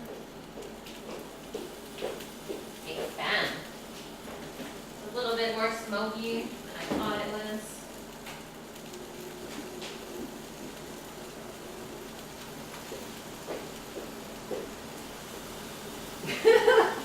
Get some air circulation going.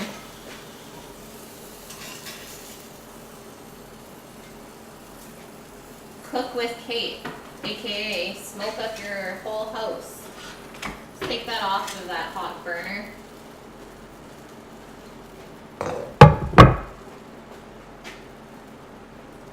And this is what we're looking at. So they're all charred up. You want them to get nice and black. Maybe we won't use the like actual charcoal pieces, but you want to get it nice and dark. It's totally usable. And it smells really nice.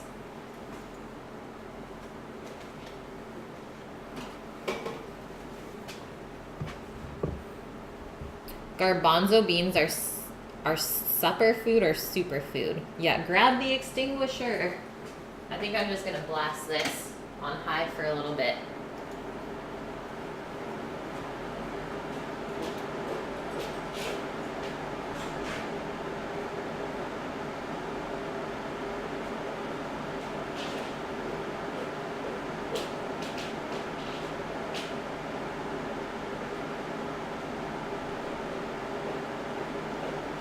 I don't know, guys. I haven't set off the smoke alarm yet while cooking here, so I'm pretty proud of myself for that. Remember how often that would happen in the last house? Yeah, call the fire department with Kate. Chef, happy Thursday, man. How was your day at the beach the other day? Pinto beans, yes. Coming from you, Thunder, that makes sense that you would be eating pinto beans. Charred green onions are bomb. I've never had chickpea pasta, and I've never really tried the like black bean one either. The closest I've gotten is these millet ramen noodles that were actually really good. You see gin behind me. It's actually a spiced rum. And we are going to be making up some mojitos later on. Don't know if you've heard of this, but it's a new brand. It's really nice. It's got this nice vanilla flavor.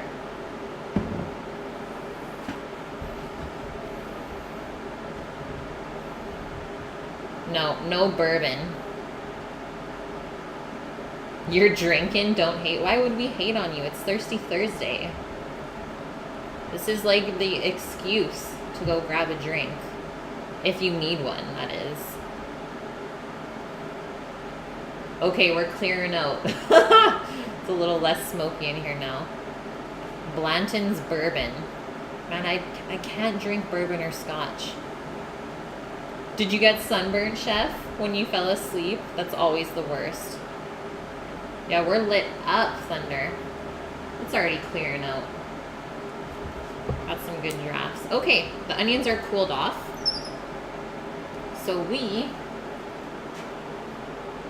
can start to chop them up, and then we'll just set them aside for later, and we'll just garnish the rice with them. You didn't get sunburned. Yeah, you got lucky. Ginger ale with spiced rum. Yes. Yeah, I started to kind of go away from the rum and Coke and realize how good ginger ale is with rum. Yeah, spiced rum and Coke taste like root beer. I think that's why I used to drink it all the time when I was younger. Because I love root beer. Okay, so we still have to cut the roots off of these little guys. Man, spiced rum with root beer, though. That's just heaven.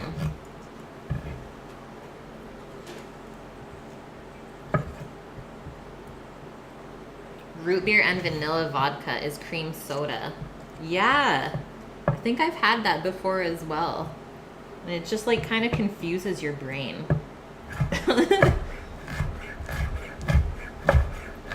These get a little bit weird to chop after they're cooked.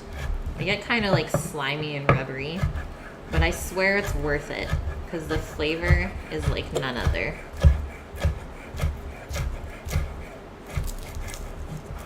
So just go slow if you feel like your knife is really sliding around on it. And like I said, don't use the really, really dark charred pieces.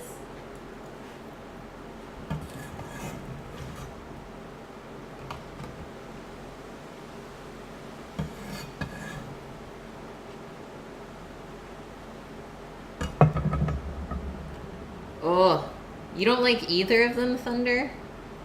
See, I like Dr. Pepper too. Ginger ale and spiced rum tastes like cream soda. A little bit. A little bit.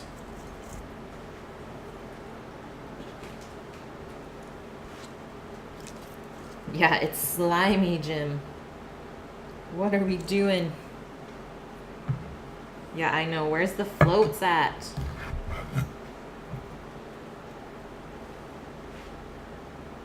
Hey, Shadow, how are you? You like Sprite? Squirt, 7-Up, Sierra Mist. You like all the refreshing kind of pops then.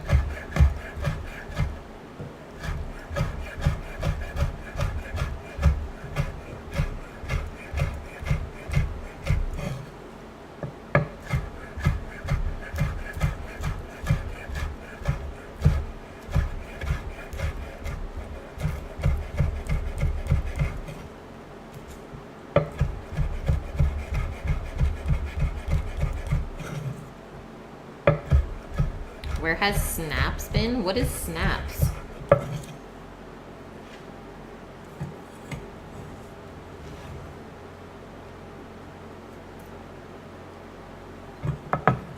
Okay, our last little bit.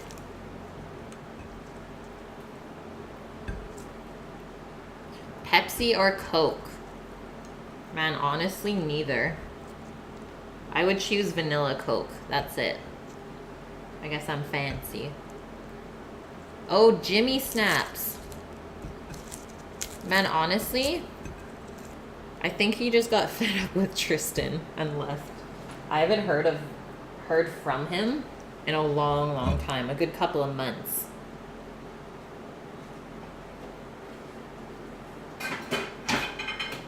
Him and Tristan did just not get along well. And so I think he just said, screw it.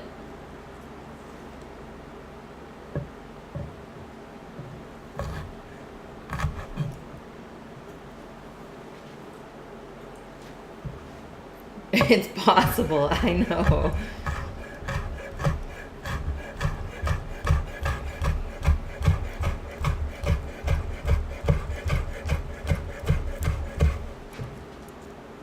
Yeah, how could people not get along through chat? I don't know. I was just thinking that in my head, actually. I was like, if you don't like someone in chat, then just don't socialize with them. We're all adults here. You don't have to be a baby about it.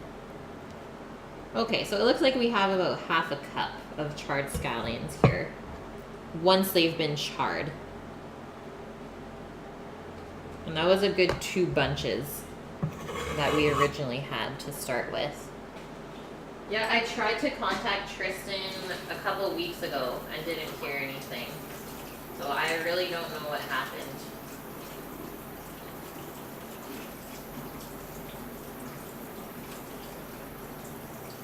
But yeah, I hope he is okay as well.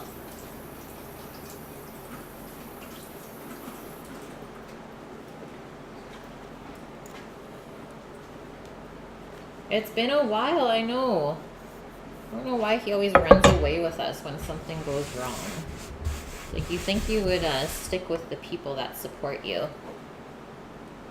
But hey, everyone deals with shit their own way, right? Okay. So that's what we're looking at. Those can just be put aside for later. Now let's get into our greens.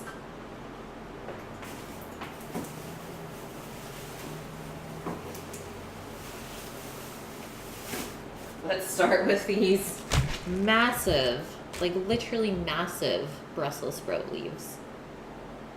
You do the same, you run away, Thunder?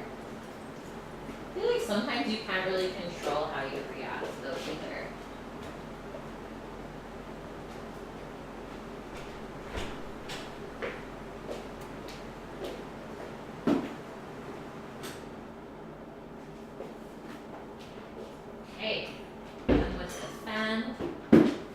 Cleared the smoke.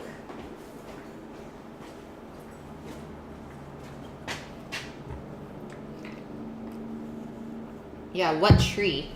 This is from a Brussels sprout plant. I've never cooked these leaves before, so I think we're just gonna kind of strip it like kale. because I'm sure the stalk is quite tough. And it says these are really similar to collard greens. Yeah, cutting down trees. So because these leaves were really nice today, when I was cutting them off, I thought I would use them. Try something new. Save the forest. Yeah, don't let me in. Yeah, Brussels giants. I don't even want to know how big they're gonna get until we're like ready to harvest them. They're already almost taller than me.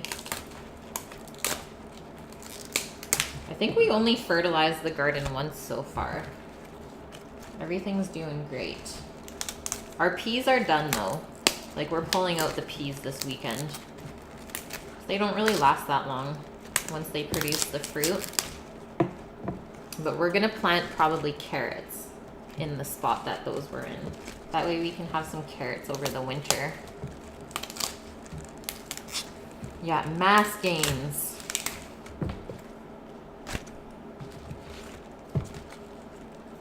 The Brussels have been eating some bro food. You can make a bat with the stems.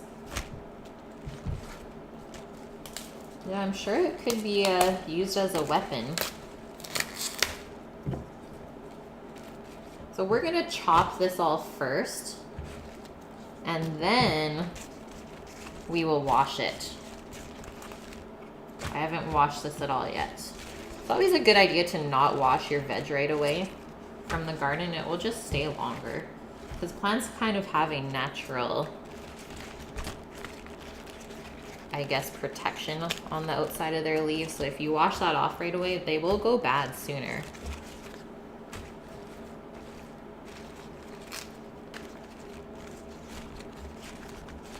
Yeah, the fresh soil as well. But obviously as the years go on, we'll have to kind of replenish the soil with extra nutrients and stuff. Okay, so we stacked all of these. I think I'm just gonna cut long strips to begin with, maybe 1 inch thick, and then we'll cut it into cubes. You have dirt, clay, and sand. Well, we built raised beds, but there is no way that we could grow a garden in the ground here, because literally about half a foot underneath, like our grass, let's say, it's all rock, because we're on an island. So it's pretty miraculous that we can actually have farms out here,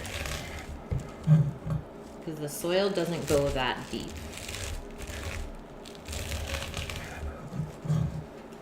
And that's why the trees always fall down here, is because the roots have nowhere to go. So they're not really anchored in that well.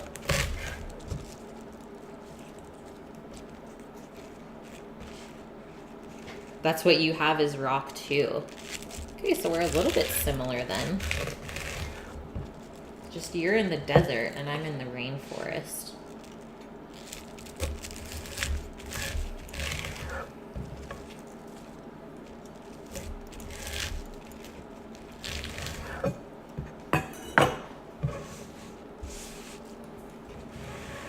Bring those back over. We can do a couple stacks at a time, I think.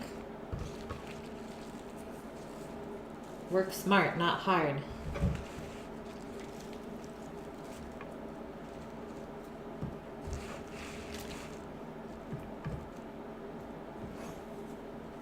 Okay, now let's just cut our pieces of green.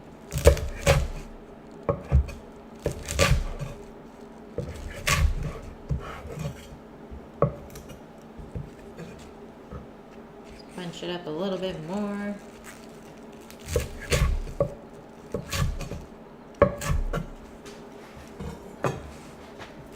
And I guess I could put that just right in our salad spinner.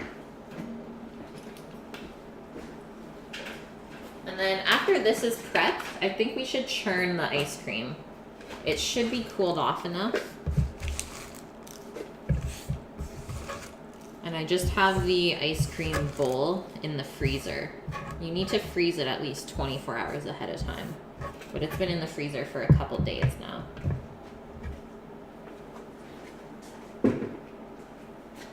Okay, next set.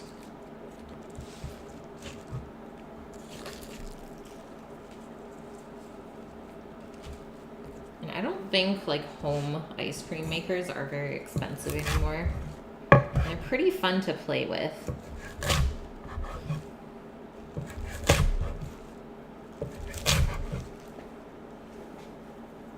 What? You need to get rid of your dehydrator. Why, Rook? You're not making any jerky? Or pork rinds?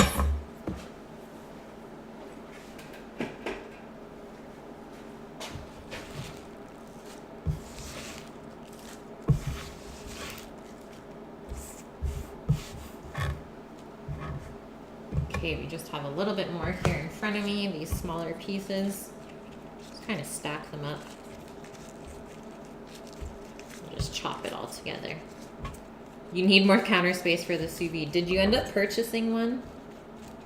I'd be so pumped if you did.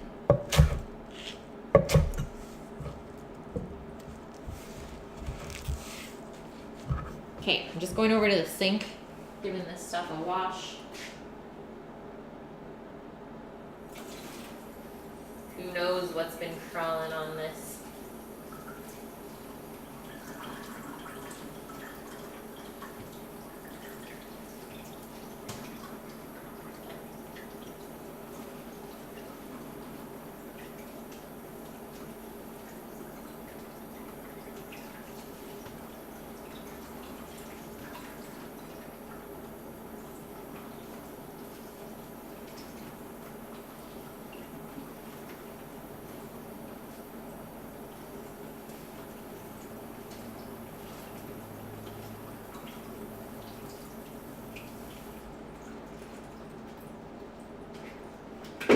We're just gonna spin the water out.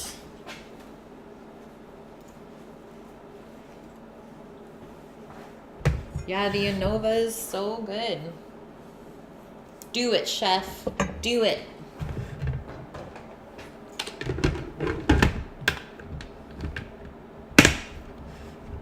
Oh, that's the dehydrator we used to have at work. It's so good. I would totally buy it from you, but I'm sure shipping would be way too much.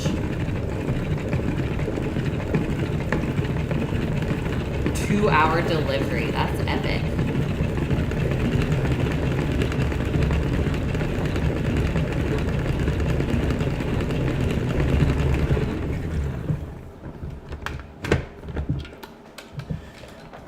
Perfection. Put these into a bowl. You're doing a bit more research first, but they have the 900-watt Wi-Fi Bluetooth for $108. That is such a good price.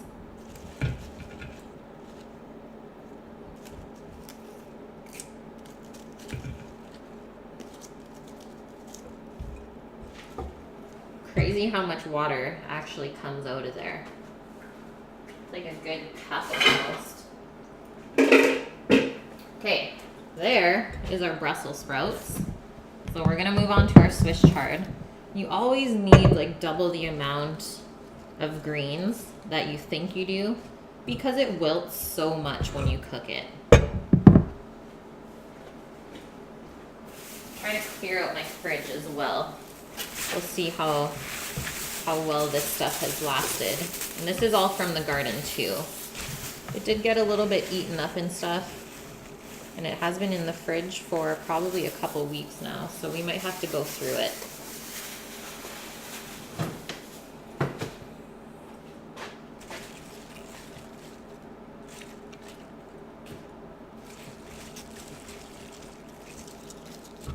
I think it could be worse, that's for sure. Can you tell that we had some bugs? I don't even think I'm going to use that leaf.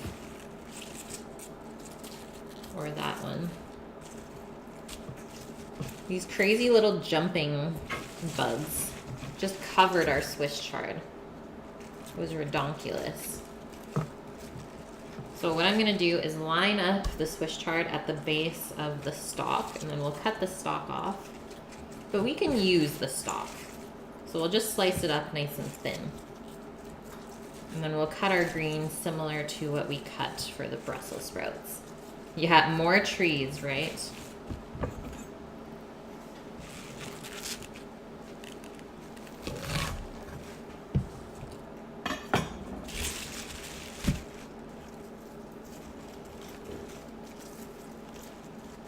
Whew, the wind's picking up again. What the heck?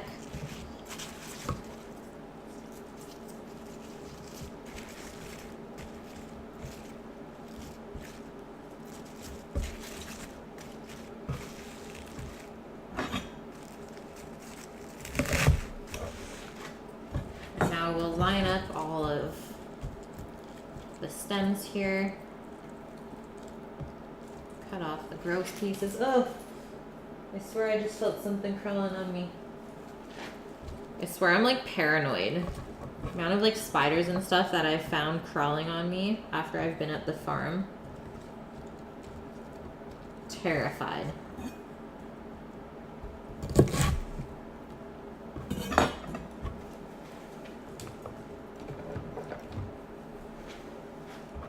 Okay, so we will cut this into, say, maybe 1/3 of an inch pieces. The poor trees. At least they're trees that I grew myself.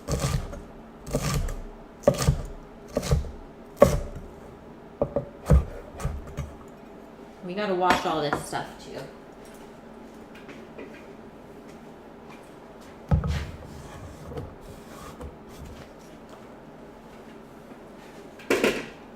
And our chard, I like to just stack it up because it sits really nicely on top of itself. And then we're gonna go right down the center, like so. And cut bite-sized pieces again. Spiders suck. Just be glad I don't have many ticks. You know what? There are actually ticks out here though still. Because it's not that cool. It gets really dry here in the summer. So we have found a tick on Posh before. Luckily it wasn't on there for long and we got it out. But I'm starting to be okay with spiders because they're kind of saving my garden from all of the other bad pests. So we're getting along a little bit better than what we used to. You grew your own legs and you don't cut them off. Wow, Rise. You went dark.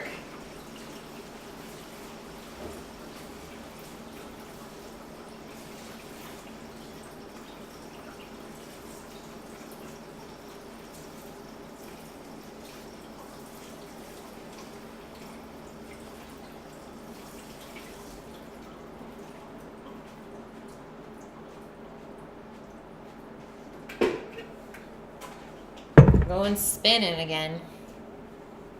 Do I like snakes? I am okay with snakes. I've definitely never had one as a pet. We have a couple snakes in our yard though. Just cute little garter ones. And I am okay with that. You want a snake, but you're pretty sure your mom will freak out. Well, you never know if you don't ask. Rook, you used to have a pet python? That's cool.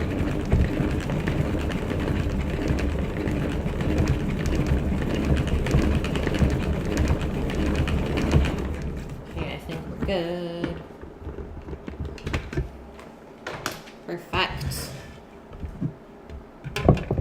Pile of trees.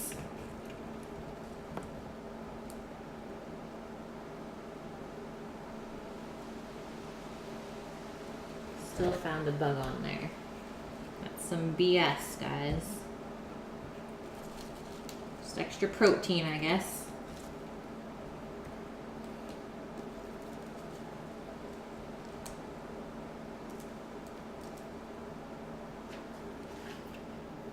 Wesley, how's it going?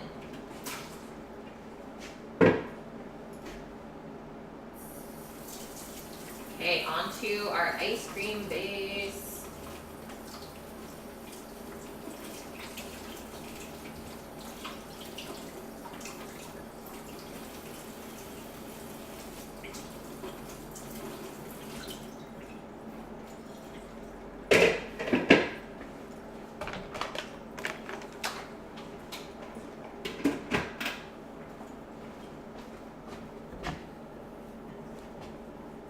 You want the monster-sized snakes that can eat tigers?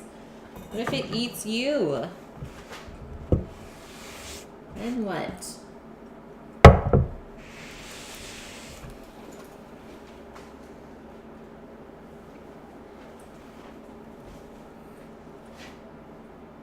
Oh, thanks, Darth. It is quite a nice knife. I do adore it.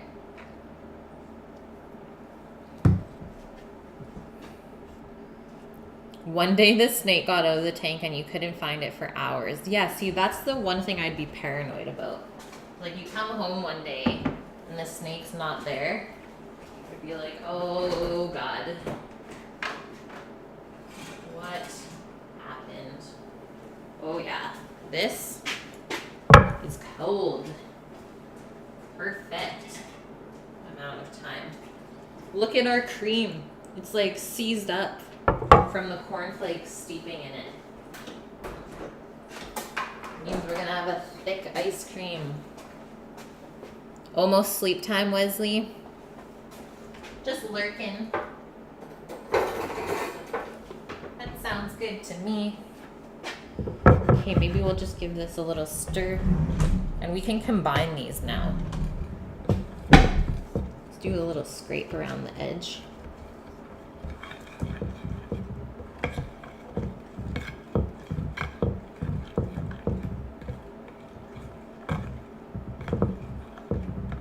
Great consistency. Really like that recipe that I used.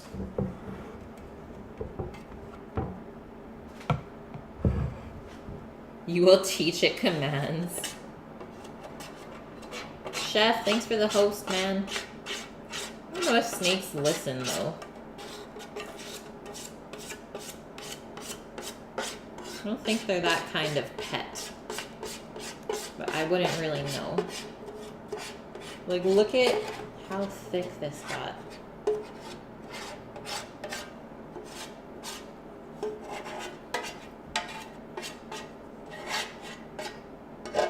So good.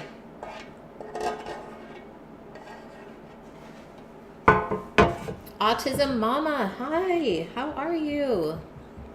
You're lurking as well. Well, it's nice to know you're here at least. Thank you for that.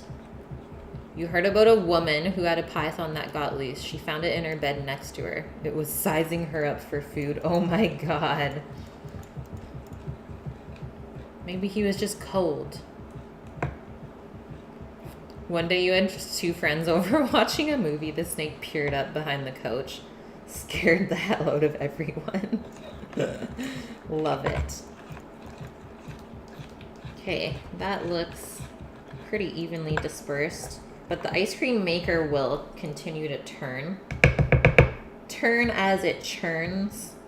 So I'm not too worried about these little lumps in here. I'm just gonna give it a little tasty taste.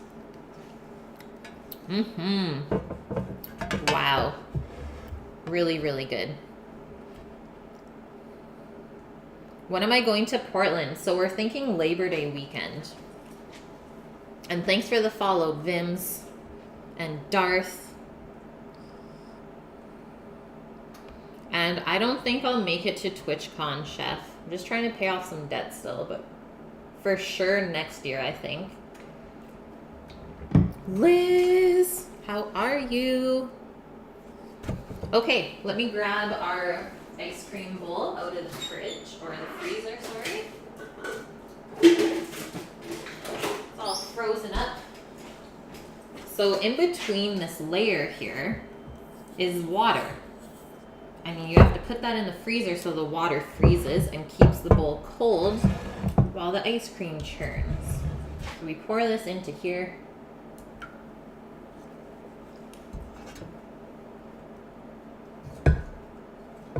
Soy, Sam. What's with the bad face? What did soy do to you?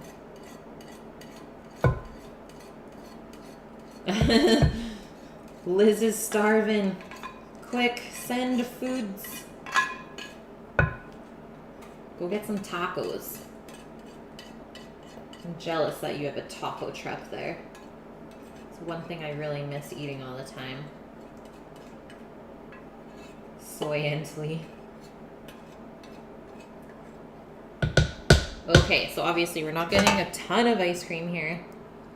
And that is okay. Definitely enough for 4 servings, and that's all that matters. So now,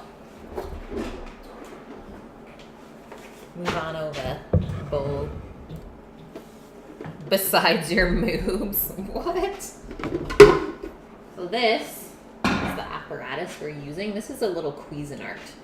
This has an on and off function. That is it. And so the bowl goes in first, fits in those little notches there in the bottom. And we put this guy in. That's the thing that turns and helps the ice cream continuously freeze. And then we just put our lid on. Kind of lock it into place like that. I'm just gonna put this in the other room to churn because it is pretty noisy. I will say that. I mean, it's pretty cheap. I think this was around 50, 60 bucks. And then maybe I'll do a 5-minute timer just to check it. That way we won't get it too cold and seize it up. You had chia seed pudding for breakfast and cashews for lunch. How are you not starving? It's not expensive, Liz. This is like the cheap ice cream maker. Maybe I'll just do it in the bedroom.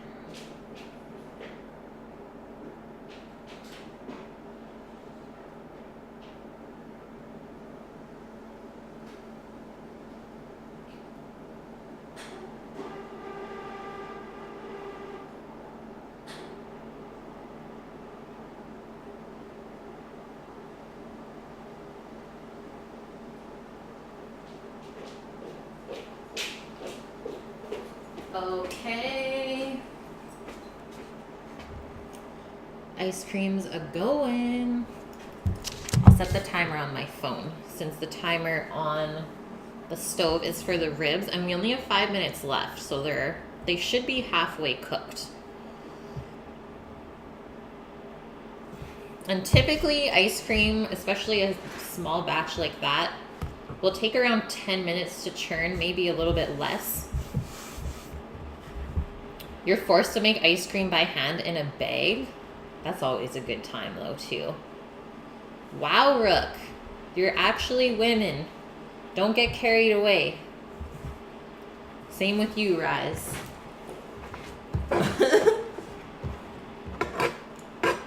Okay, so next up on our list, we charred our scallions, we prepped our greens, and we're churning our ice cream so that it still has time to chill up in the freezer. Yeah, one day you'll get back up to 17K. Nutso. So next, let's prep the rice and make up some veg broth for the rice. So I'm cooking 2 cups of rice. So we need 4 cups of broth. What do I want to use for the pot?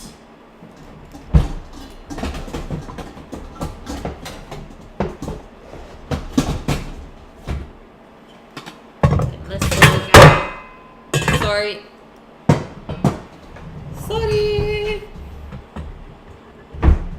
What's the cooldown? I think it's something like 15 seconds.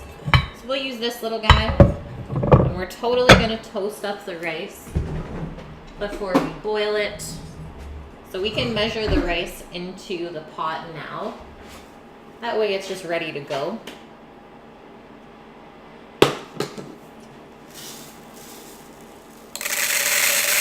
And I'm using jasmine rice. Basmati is a good option as well. Oh no, Rise. You lost them all.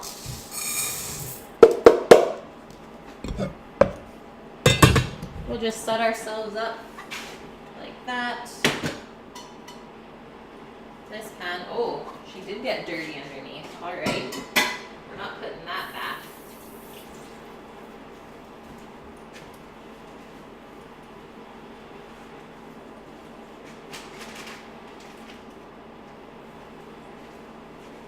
This guy can come off now.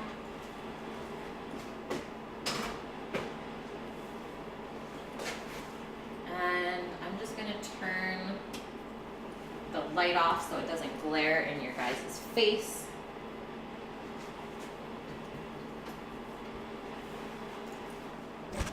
And let's pour a liter of hot water, and then we'll just mix in our veg broth base.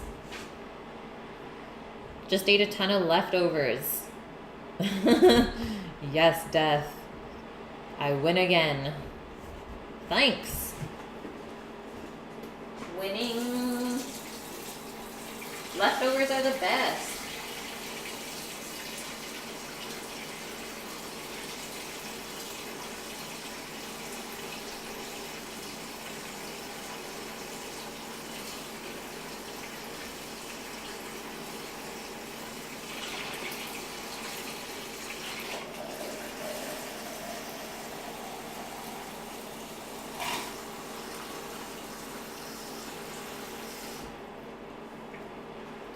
Boop. See what happens when you have a gambling addiction.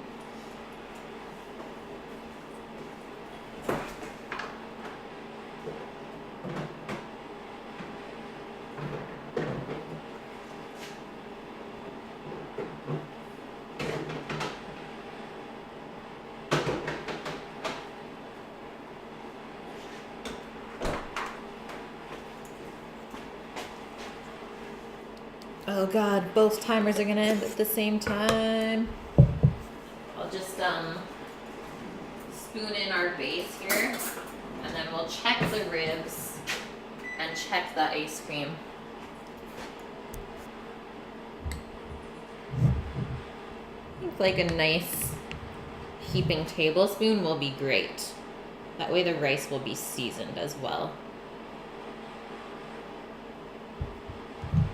Taco Pita, thanks for the follow. Welcome in.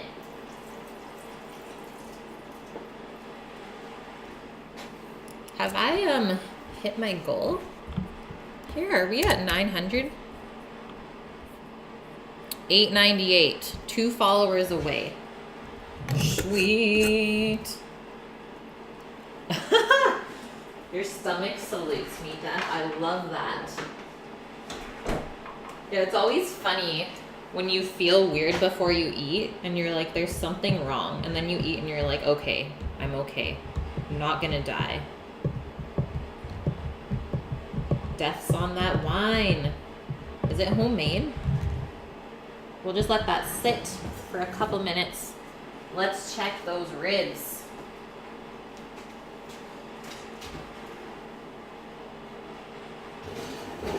See if we need to adjust the heat for the last hour.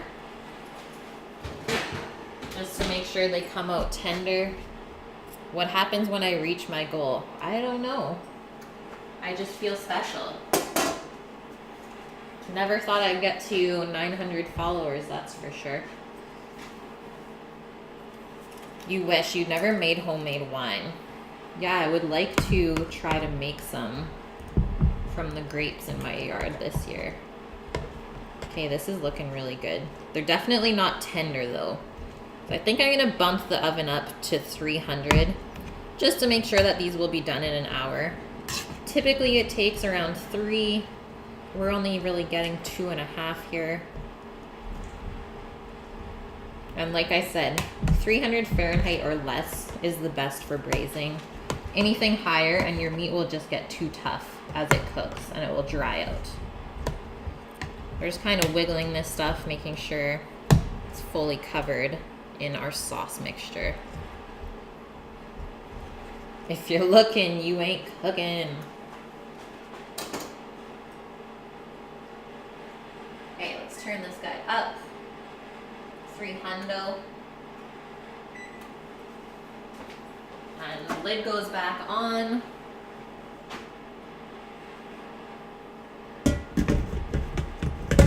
And I will go check on the ice cream after this. You want to move to Italy and make wine? That would be so much fun. Eat old cheese and baguette.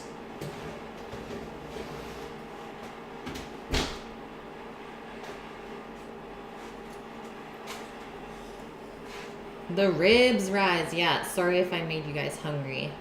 It's coming up on dinner time. Sukram 1108 with the Twitch Prime sub. Welcome in.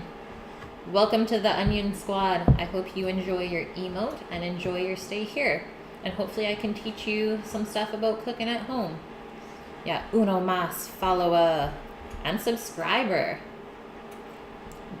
Darth, they've only been going for an hour and a half so far.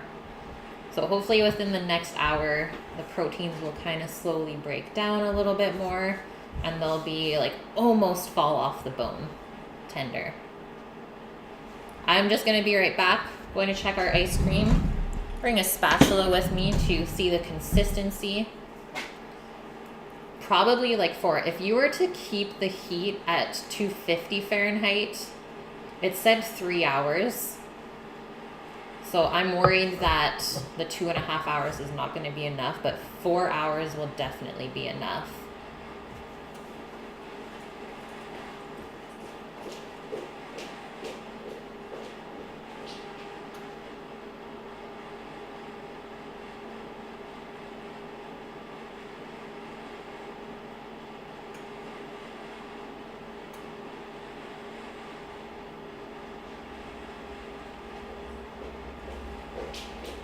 I think I'll check the ice cream in 4-ish minutes. It's not quite there yet, but it is getting thick. Are they spares? They are back ribs. But I think you can do them with side ribs as well. I just find that back ribs have a lot more meat on them.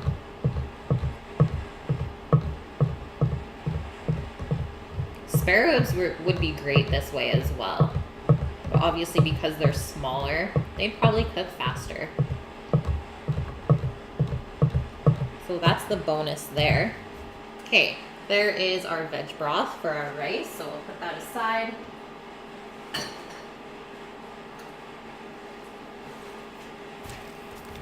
Next up, we're gonna prep the berries and the fruit for dessert. And I don't know if we'll have time to make the mojito today, guys. I think we might be cutting it close.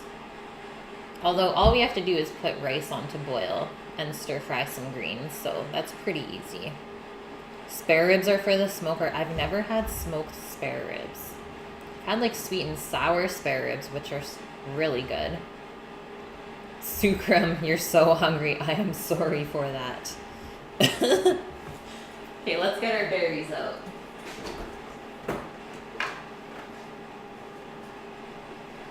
I have fresh blueberries and raspberries from the farm. Yeah, I've never had spare ribs on the smoker. Got a bunch of other different kinds of ribs though. Look at these.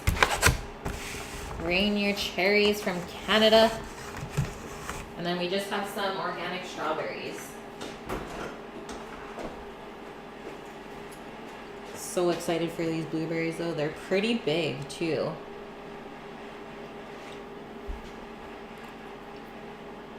Yeah, can you come work at the farm? Come on over, Elvin. Come on over.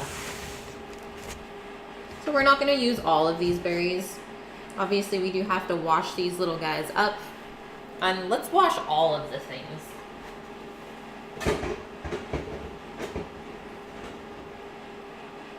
And we'll probably just make a nice little medley. We'll pit the cherries so that they're easy to eat, and we'll probably just cut them in half.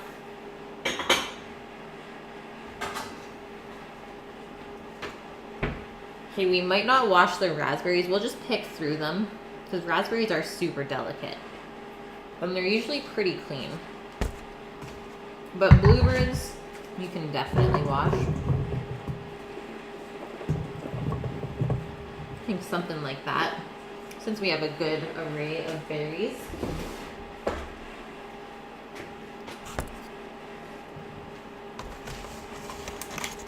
Yeah, warning. I love that, Death. Thanks for adding that. Your name is Marcus.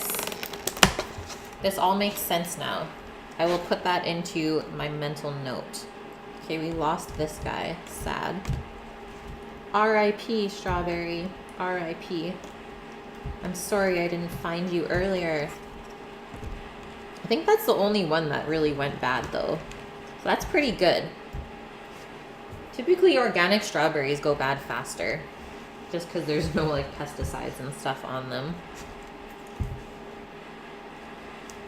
Maybe we lost 2. That one's pretty soft as well.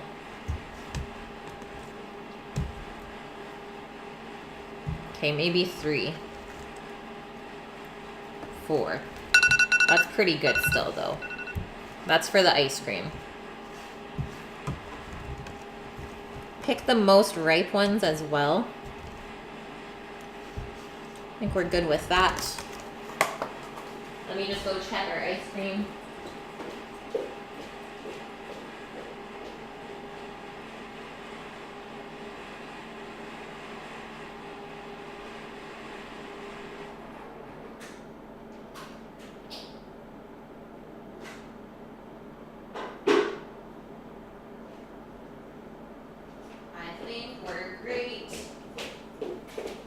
We're just gonna scoop this out and into a freezer safe container and let that firm up for the remainder of the stream until it's time to plate the dessert. So this is the texture right now. Just a little bit soft. You always should leave yourself enough time so that you can refreeze it for even half an hour would be great. Make sure you scoop all the goods off of this. Don't want to waste any. I love the color too. It's really nice and golden.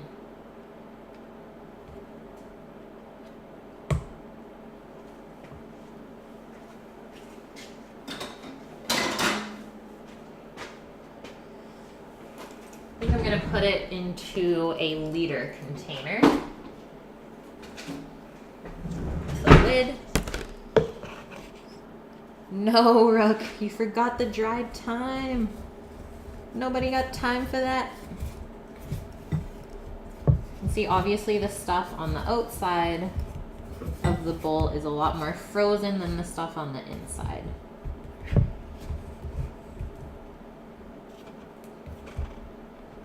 Like so.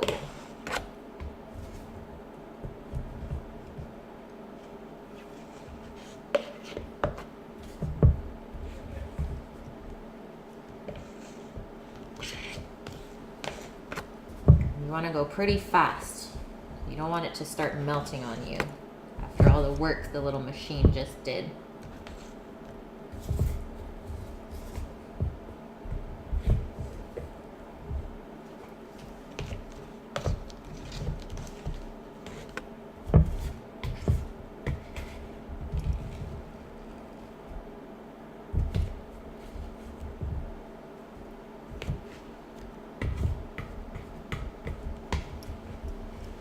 We could have easily made a double batch though. It totally would have fit in here. I think I need to eat this little bit though. Taste test.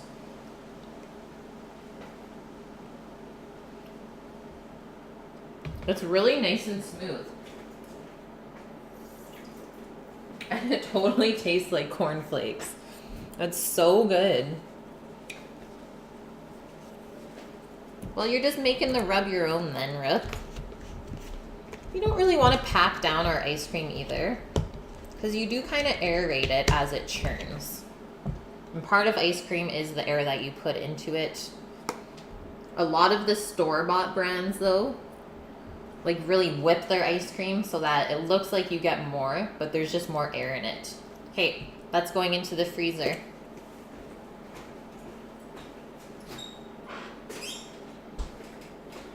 So pumped. 10-pound pork shoulder? That's massive.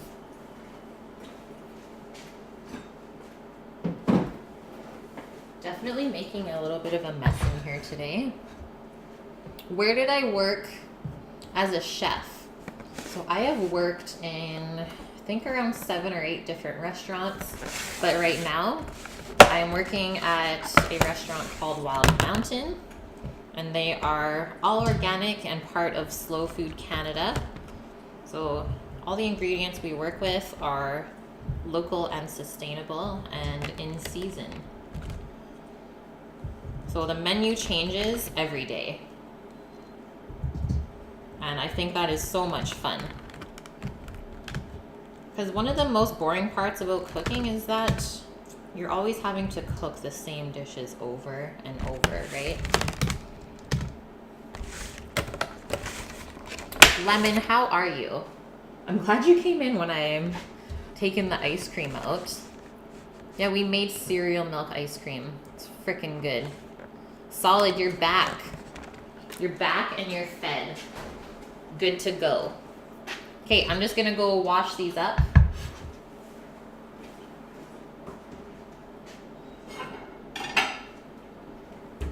And then we'll start to process them. It might not even fit in your roasting pan. Holy smokes. Put it in a cooler and line the cooler with a garbage bag. Easy mode. Just put an ice pack in there. Good to go. That's what we typically do with our turkey.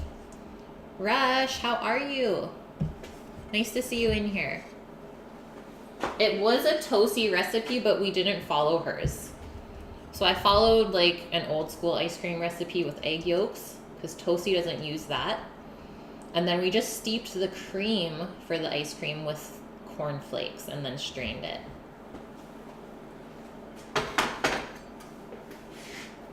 Okay, so nice cold water over the berries.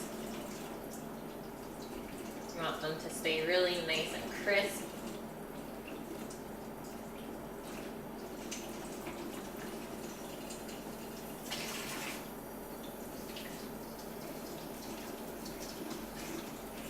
And you know what, guys? I think I might actually take the lid off of the roasting pan for the ribs. So maybe the sauce will reduce a little bit for this last 45 minutes.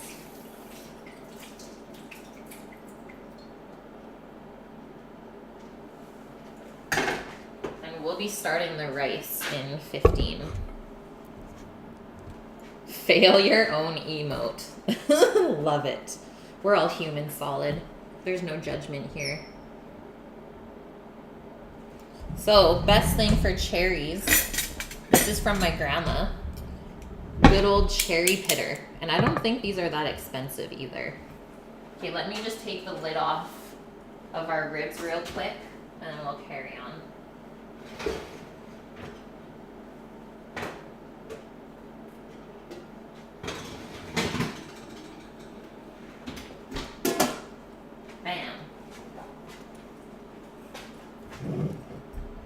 You don't have a cooler yet. You gotta let the dry ribs sit overnight in the fridge. Fair enough. Yeah, how's baby Thomas? So cute. Have you been having good streams, Rush? I saw that you were on this morning, but I was too busy to join in.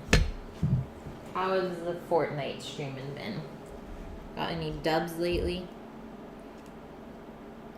Mustard or olive oil base before the rub? I would totally do mustard.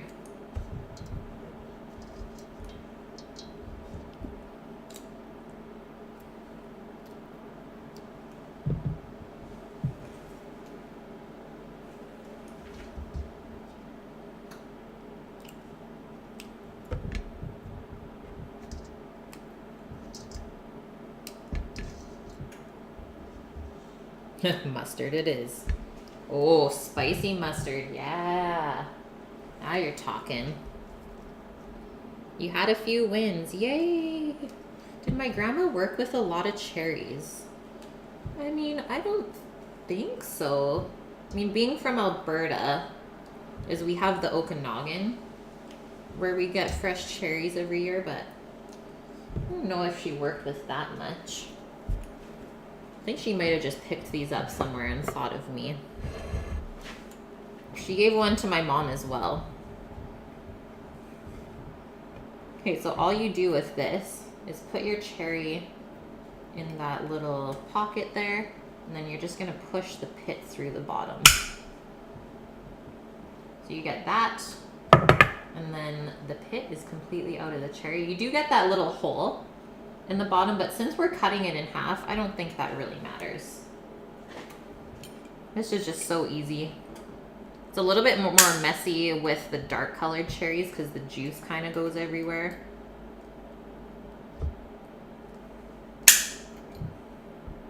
But it is pretty fun to use. You've never done the mustard on pork before? Oh man, Rook, it's really good then.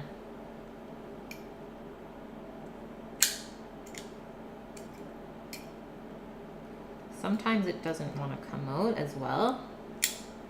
I don't know. I guess we'll see when we go into that one.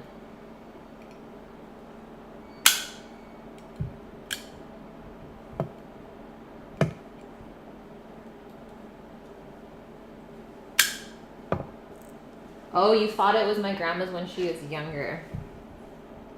Yeah, I don't think it was more of a hand-me-down, although she did give me quite a few things for the kitchen.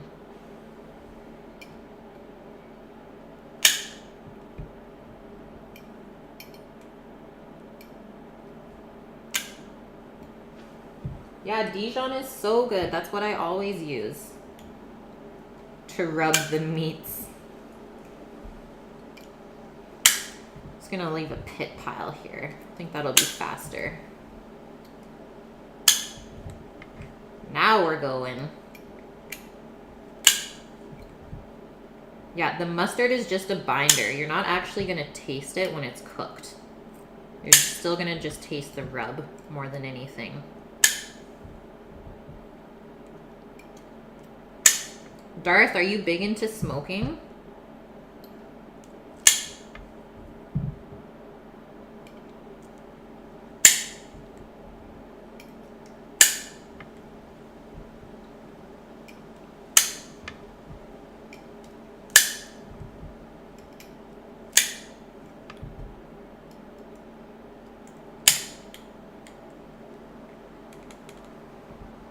You just happen to be tackling pork. Nice. What kind of smoker do you have? Okay, that one's done though. My cherries are rolling away on me. You will taste it? I don't think so, Rise. I don't really notice it once the meat like has that bark on it. The cherry machine scares you. Well, it's not sharp. Like, it's really not sharp at all. It's definitely, like, more of a blunt end. I think it just sounds bad. It's fun to use, though. And it is a good time saver. You have the Weber Smoky Mountain. I don't think I've ever heard of it. Sounds fun, though. We have a big green egg. It's really fun to use.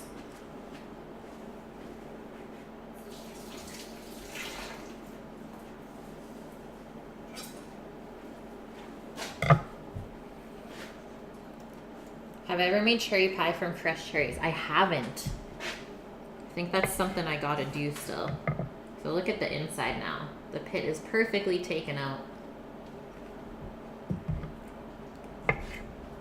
So easy to eat.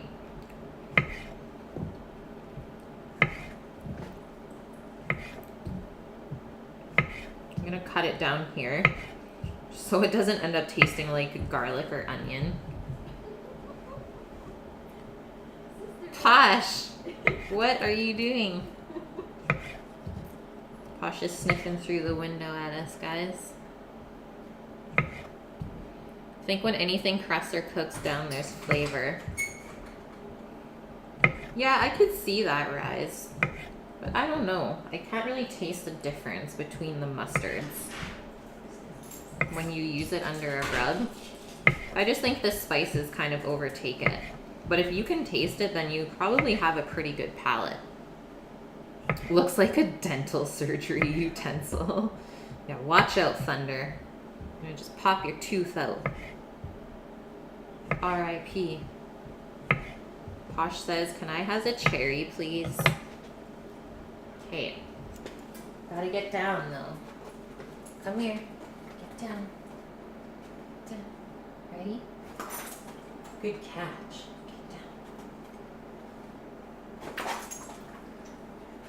Taste testing. Yeah, happy dog. I'll get some fun in the garden today. I was picking the last of the peas, so she actually got probably half of them. A good little handful. She's a good little muncher.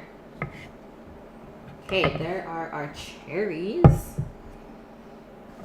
Let's go through our raspberries. So I always just look to make sure there's no wormy inside. That's pretty much it. And make sure that they're not too soft either. But I typically don't wash these just because they are so delicate.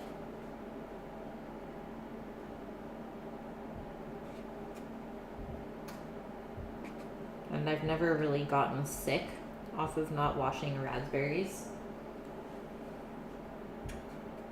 And since they're from an organic farm, it's a very trusted source, I feel fine about this.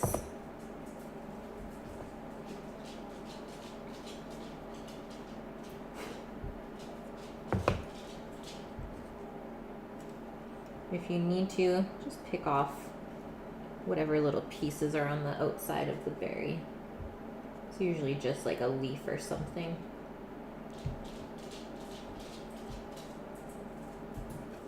Posh needs a raspberry as well. Come here.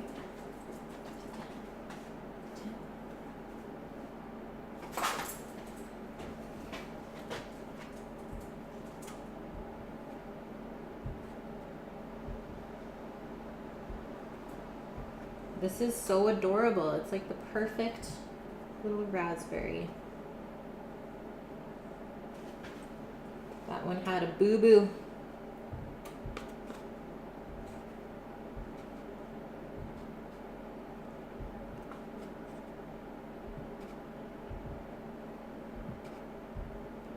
Okay, we are good with those. Just want a nice medley of each. Now I think we'll move on to the strawberries. Good doge. You know it, Rise. The needle they use to numb the gums. Oh my god. Seriously, the worst. I grew up with like no cavities, but I'm getting a couple now that I'm older. Who knows why, because I don't really eat candy ever. And that needle, ugh, the worst part of going to the dentist. Like, no thank you.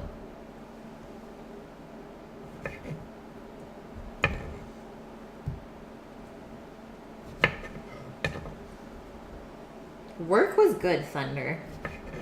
It was busy, but good. Started the day by processing all the veggies for the week and putting it all away. Packing it up nicely in the fridge. And then, what did I do? Just putzed around. Did a little bit of chef's list. Did some dessert stuff like meringue and whipped cream.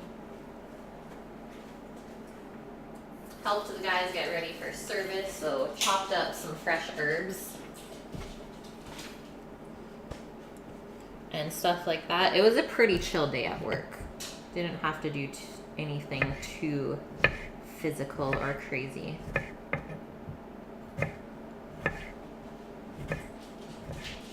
So we're just gonna slice the strawberries. And wow, we are smelling the ribs in here now. And it smells really good. Oh, and I got to taste the lamb salumi at work yesterday that we made at the beginning of the month. So it's lost, or it has 40% of its weight now. Or it's lost 40%, sorry.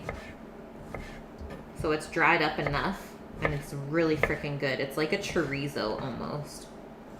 There's lots of like smoky paprika flavors. And like little pieces of fat in it. So good.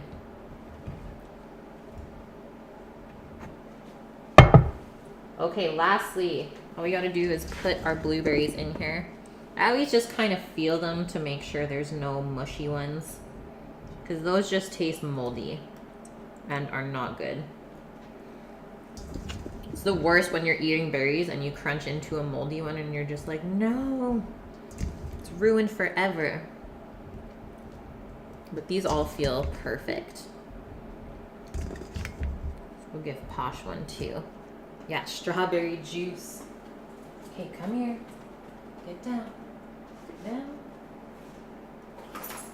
Good girl.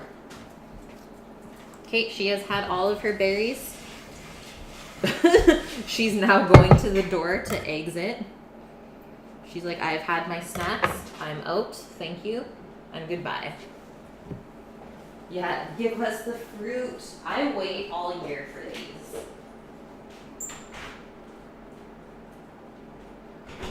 I'm not huge into any other fruits except what's really grown in BC. Is like the berries and the peaches and the apricots.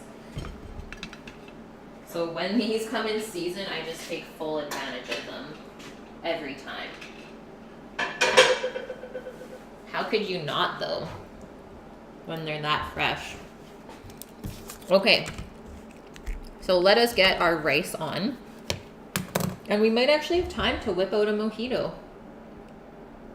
I think we're doing good. Because all we have to do is saute the greens.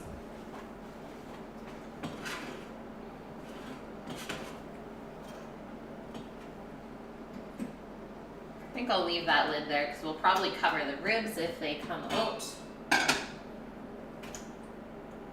So medium-high heat for our rice. Let's turn our light back on. Hopefully that's not too bad for you guys. The blueberries are huge. They really are. They're not the biggest I've seen though. The biggest blueberries I've ever had were in the UK. And this was around the springtime. They were honestly like that. Like I'd have maybe 5 of the blueberries and be good. Can you peek at the ribs? If you want to again. I don't want to take them out too many times though before they're done. So every time you take them out, they kind of stop cooking. Let's get a quick peek and then we'll carry on. You've had half that size? I don't know if if there's like a difference in flavor between the sizes. I don't really think so though. Oh God. Stirring rice everywhere. So we're toasting up our rice first. You just want to stir it every now and then. Okay, I'll put our camera down. We'll peek at the ribs one more time. Start drooling. And then we'll put them back in. Ta-da! I think I'm really happy that I took the lid off though, because you can start to see the sauce kind of reduce and the ribs are getting a little bit crispy. Michigan blueberries are sad.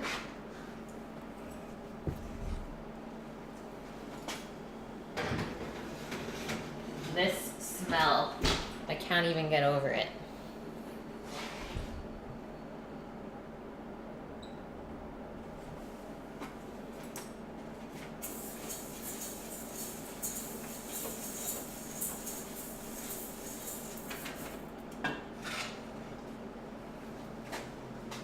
Okay, to saute our greens, you see we need a pretty big pot. And you'll want something with a lid because we're going to crank the heat to high, get our oil hot, throw in our greens and cover it right away so it kind of steams it.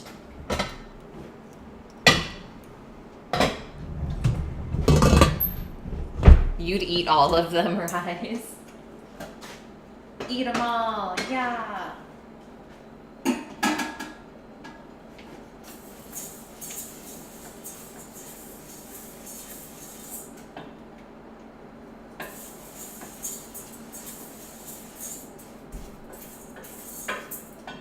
Okay, let's get ready for our mojito. I'll post the recipe real quick. I just watched that little video this morning and it inspired me. So I was like, how do you make a blueberry mojito? And the video was perfect. It looks so easy. So I'll just make one mojito up right now.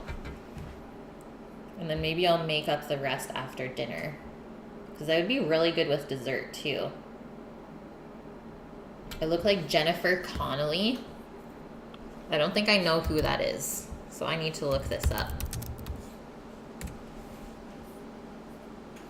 I don't know if I've been told that one before, but I'll take that as a compliment.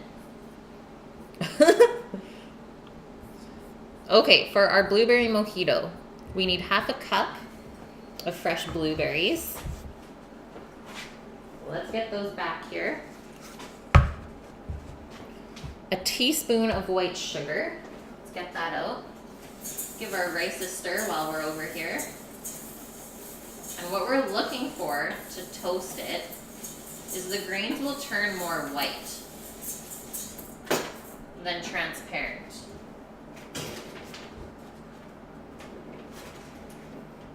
Sugar.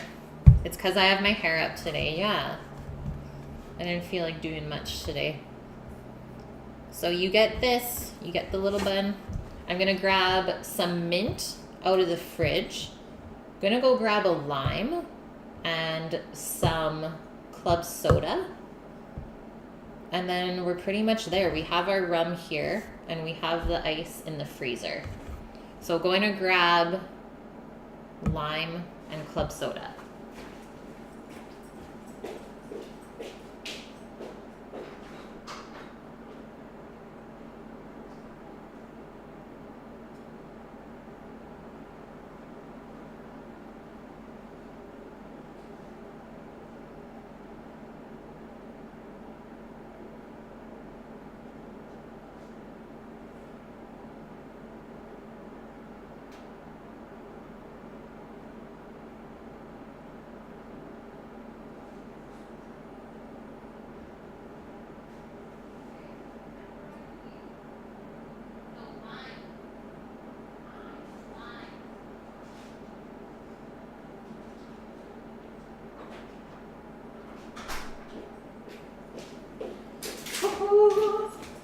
We just have these 2 little cans of club soda, so I think we'll be good. There we go. Now we're getting toasty.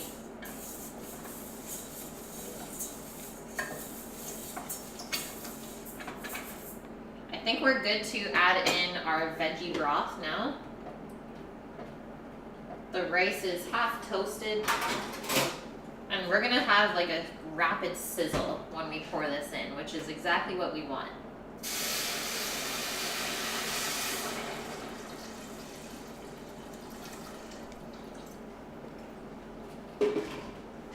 Turn it to high, put our lid on. We're pretty much just gonna boil the crap out of it.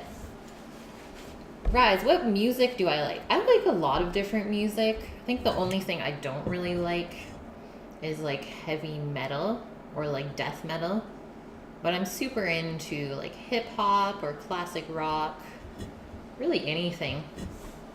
Just everything like positive, no screamo music. That's pretty much it. I thought I would be a little bit taken back by the electric stove coming from gas stoves, but it's not bad.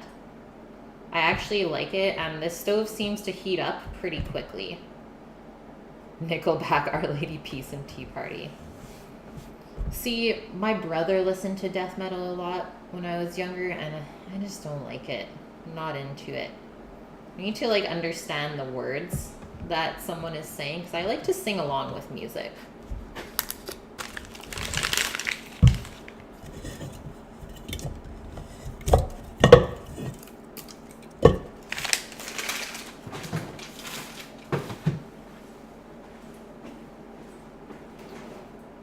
Let's get our little cocktail shaker.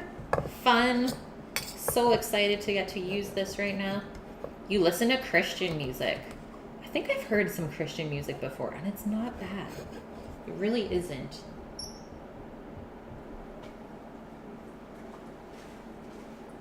It's not like my go-to, but it's alright. You play guitar a lot. Okay, so you're probably similar to my brother.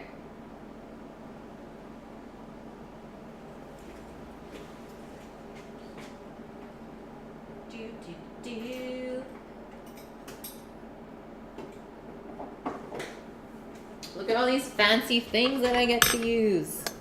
The stir stick, the tasting straw. This is so much fun. The only thing I'm missing in this set was the muddler, but luckily I have my little mortar and pestle, so I'm just gonna use that, I think, to crush up the blueberries. And the mint, which I still have not taken out of the fridge.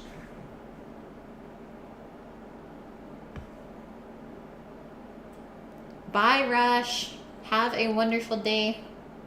And hopefully I'll see you tomorrow. What is a mojito?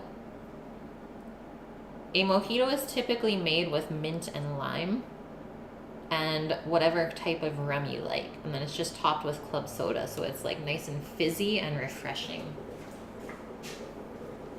Okay, our rice is boiling. This is good, guys. Where you at, mint? Come on over.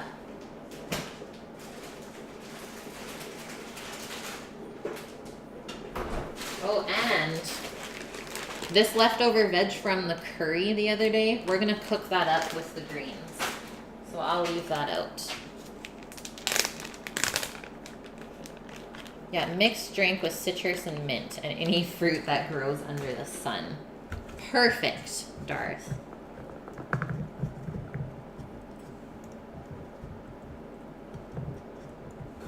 Okay, half a cup of blueberries into our shaker cup. And then we want a teaspoon of sugar. So not too much, we just need to sweeten it a bit.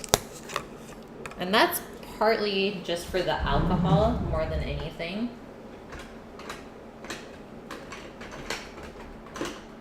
This is a half teaspoon, so I'll just do 2.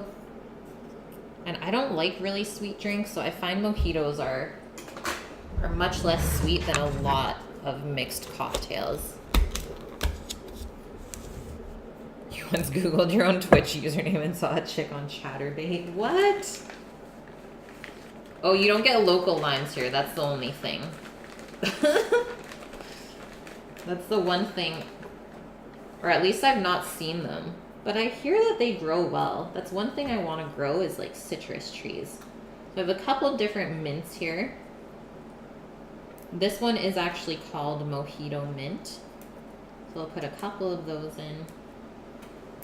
Like 5 of them since they're pretty small. And then this one, if you can tell by the color, is called Pineapple Mint. It's not as strong in flavor as the mojito one.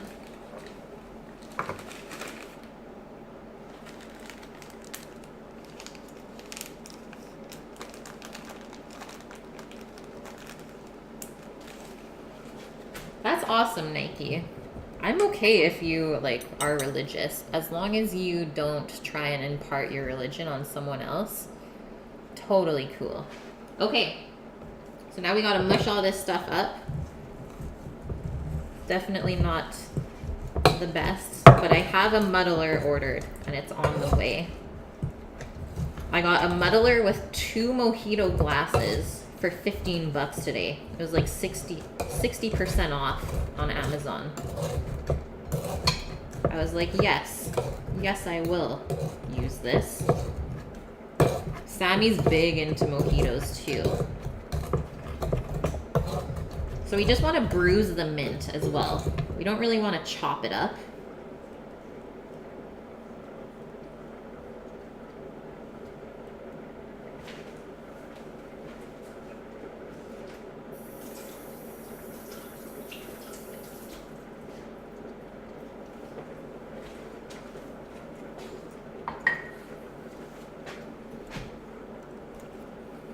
What's the stick I'm normally used for? That's from my mortar and pestle.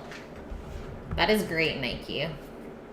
You're a proper religious person. Next up, 1.5 ounces of lime juice, freshly squeezed. I know these limes are pretty old, so I'm hoping we'll get enough juice out of them. And how are you today, Vegan Gelato? Thanks for the follow, Isara, and welcome back, Viun.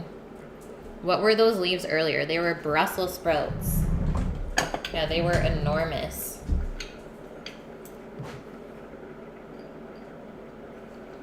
Put our lime in our juicer. And because these limes are pretty old, I think I'll have to use maybe a whole one. Or we'll just do less lime and see how it tastes first. So I still want to be able to make 4. 2 ounces of rum. We're making a double. This is a thing.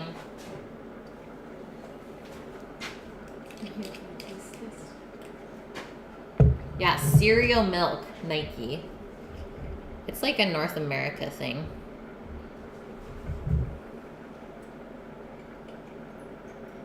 We're using dark rum here. It's called Baron Samedi. This is my first time using it in a mixed drink. She's gonna be strong. You had a rough afternoon, vegan. Well, I'm glad I could make your day a little bit better. Yeah, rum is life, guys. And we need some ice in here. And then we're gonna shake it up. That's it. And we'll top it with the club soda. More rum? You're nuts.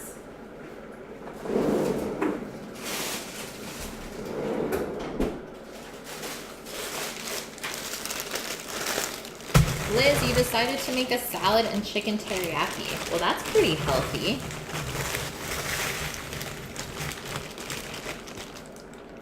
Yeah, you could eat it viewed. I guess it's similar to like collard greens.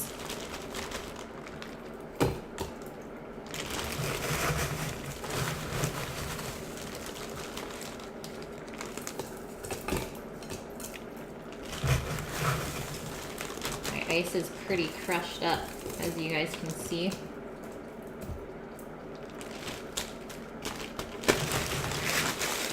This song you posted, lime in the coconut. Perfect. Okay.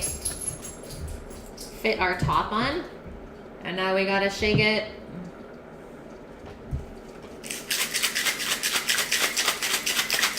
Sorry, I can't do like the fancy shake. Like, what is that? You put a dash of salt in mojito?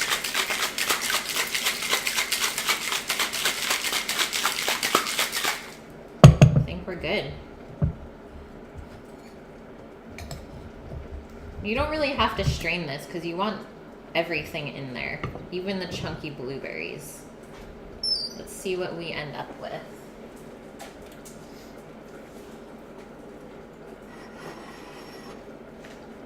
I only got this mug, guys.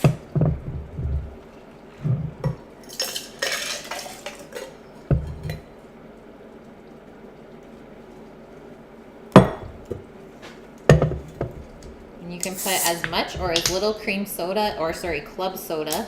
Please don't put cream soda. Don't do it. I think it said like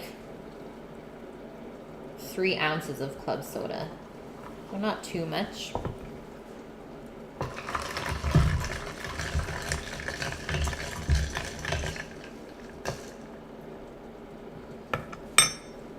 Yeah, Lori, we're trying cocktails now.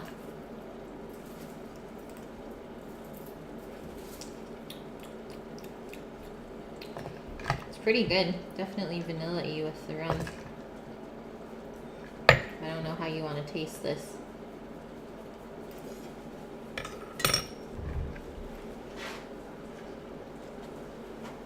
Just checking on the rice, guys. Seems like it's coming up.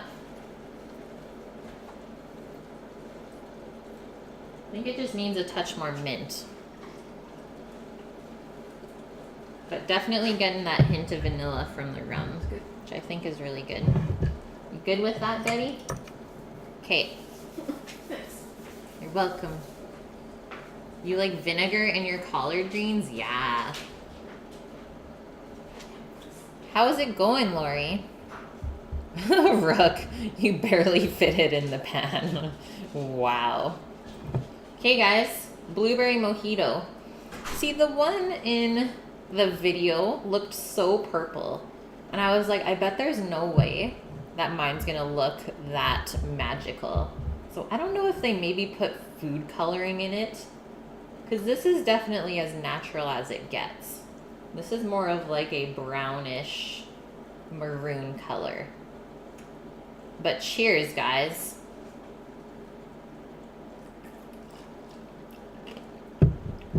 That's refreshing. And we used a dark rum, Baron Sambi. If you can, get your hands on this. It's actually really nice. We just gotta check on our rice. This is when girls go wild. I might make up another one. I just don't know. We're kind of running out of time to do another one because we gotta start cooking our veg. I would say it's very similar to like Kraken or Sailor Jerry. It is 90 proof. Hey, our rice is good. So we are just going to cover it, take it off the burner. Otherwise that burner stays way too hot. And it'll just kind of finish steaming and it'll fluff up on its own. Yeah, this is a Caribbean dark rum as well, with that little bit of spice, aka usually all you taste is vanilla. Is like the main flavor I'm getting out of it. I'm not a huge white rum fan. And you know what? After going to Mexico and they give you a choice between light and dark, I would always choose dark. And that's always how I've been, so I can't really help that.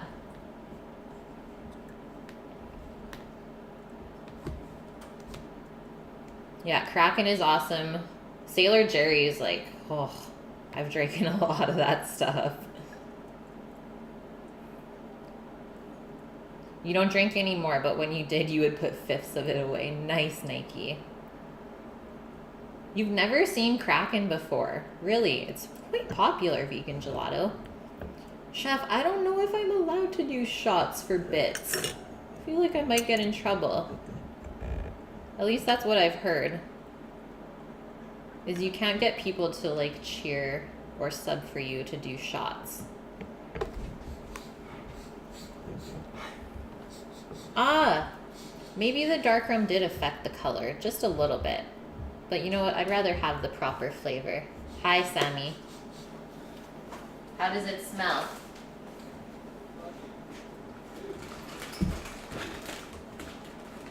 Okay, I'm just gonna put this little bit of cocktail stuff away. I'll probably finish them off after the stream.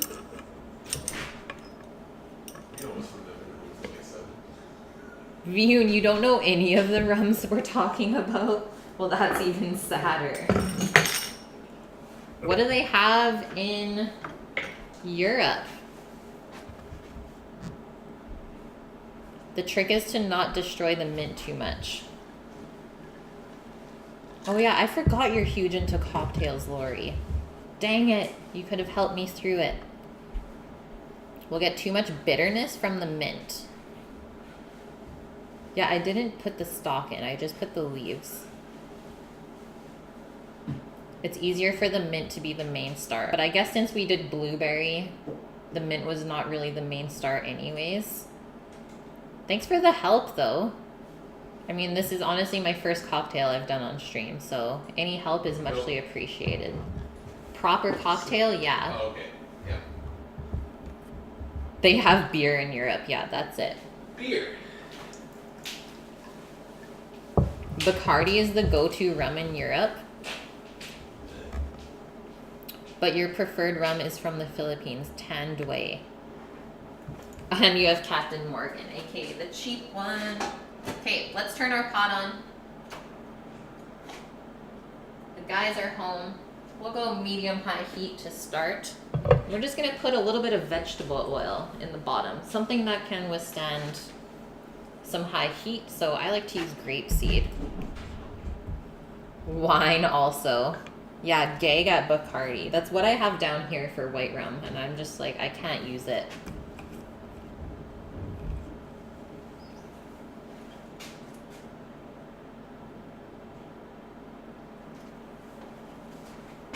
She can't do it, man.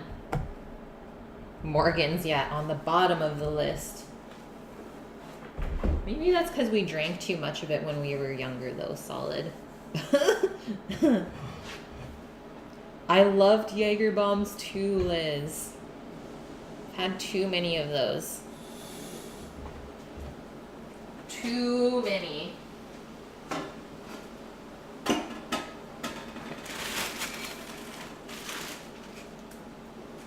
Hey, we're almost there, guys.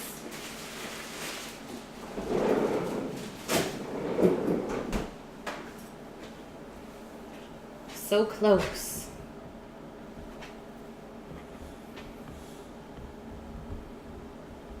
What the heck, Alvin? You're a gin and tequila guy. Nice view. Gin is delicious. I didn't like gin until I got older, though. Is Jaeger really expensive now? Yes, I have had Flor de Caña, Lori, but I've only had the dark rum. I've never tried the light. So that's probably what my go-to would be for white. I just can't bring myself to use Bacardi. So it's probably just gonna sit there for a while.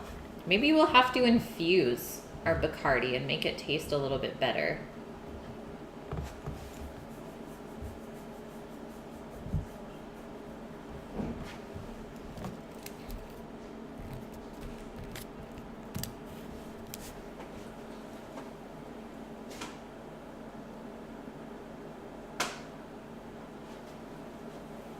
Yeah, Flor de Caña.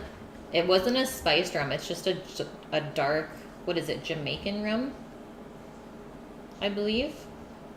So it just has that really nice pure flavor.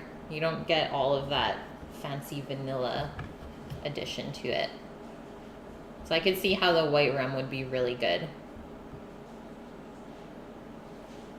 Is that where you're from, Solid? Is 100 Mile House?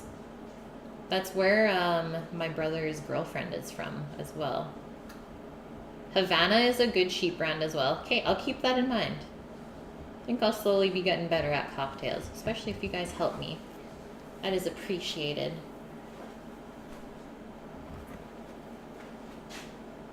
Okay, we're almost there. Our oil is almost smoking, and then like I said, we're just gonna stir fry this eggplant, peppers, and peas. And I think a couple pieces of mushroom first, and then we'll throw our greens in because they won't take as long as these bigger vegetables. Thanks, Eugene. Not far from Green Lake. Cool. I've never been up there, but apparently it's really beautiful. Hey, our pot is smoking, so let's put our veg in. Let that sizzle.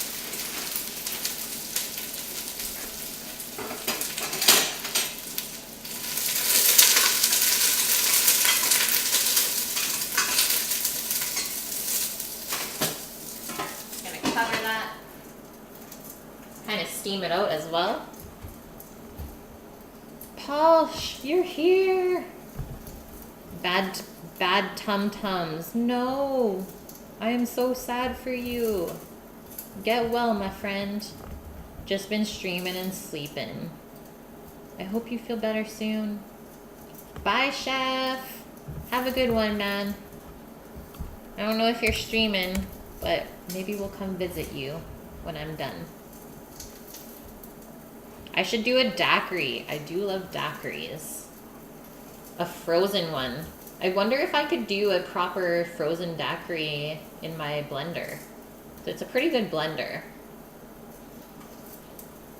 You're a cook as well. Nice to meet you, Eugene. Welcome in. Hey, let's give these another toss.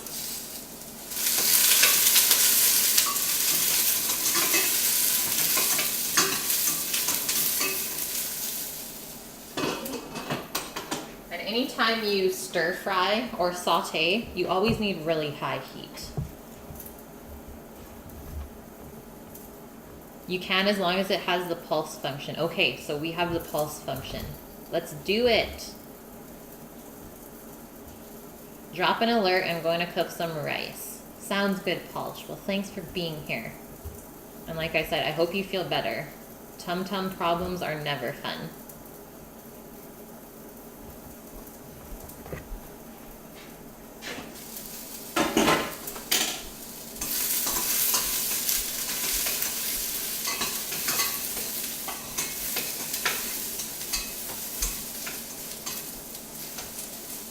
Okay, let's throw in our greens. Since we got a whole pile of them to cook.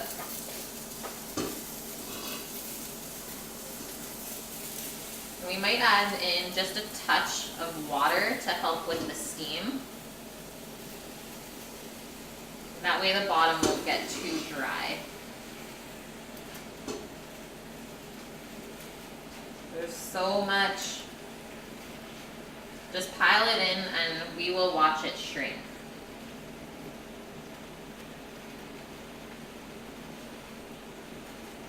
Put a little water in here. And then you want to cover it right away.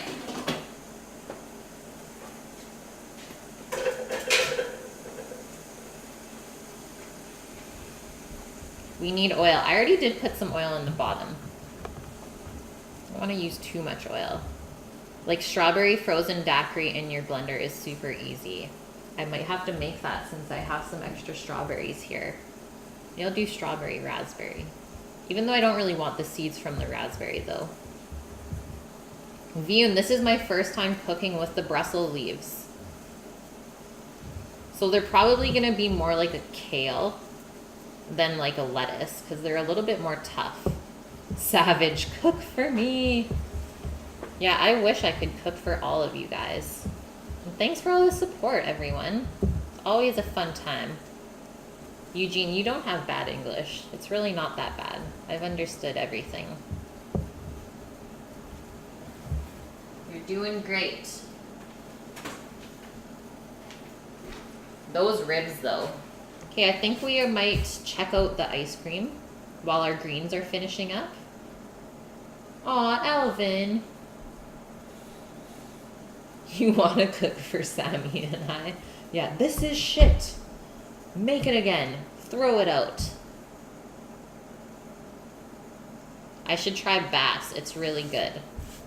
I think I've had bass before. And I might have even caught it myself. It is good though. Okay, let's give this a toss.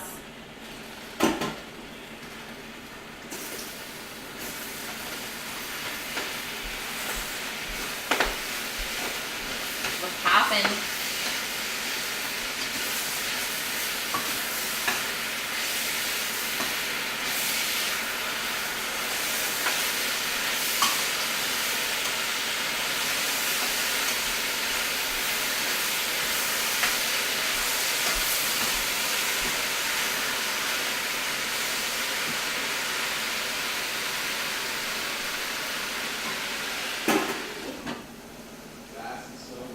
Wild.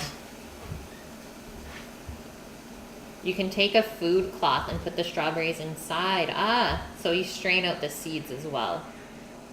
Makes sense, Lori.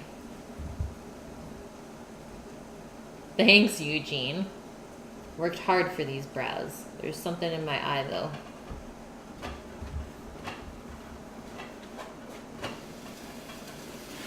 I would probably be okay with the strawberry seeds, but I think something like a raspberry would just be a little too crunchy. That was a sizzle, hey? Okay, real quick. Let's get a little bowl. Scoop in some of our ice cream and put our berries on top.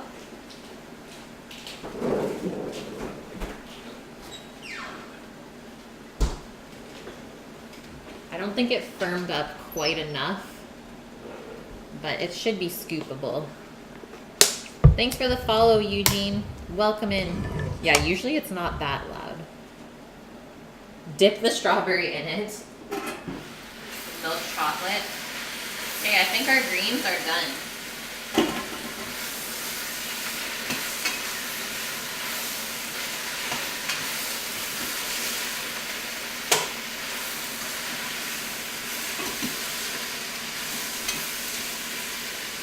gonna add a squeeze of lemon juice, guys, and some salt and pepper. I hit the 900. Guys, thanks for all of the follows. I can't believe we're at 900. Thank you, thank you, thank you. That's all I can really say.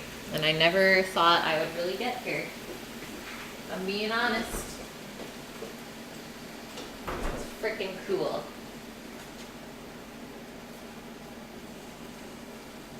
Just freshen up our greens a bit with the lemon. And then we definitely need to season. Not too much though, because I have a feeling the ribs will be quite salty with their soy sauce.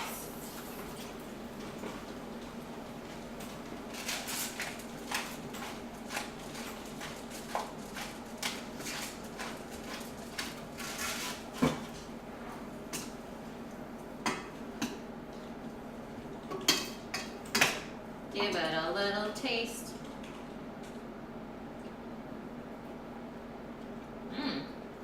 I really like the Brussels leaves. Quite earthy.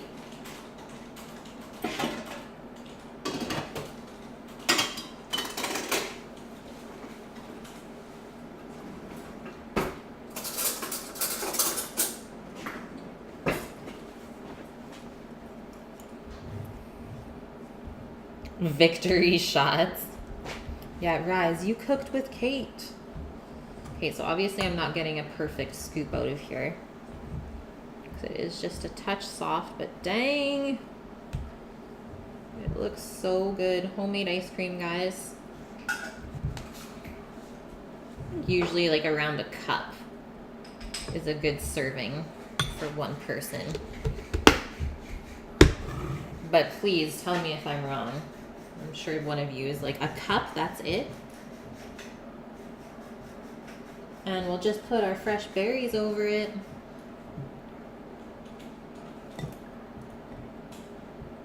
Get a little bit of each.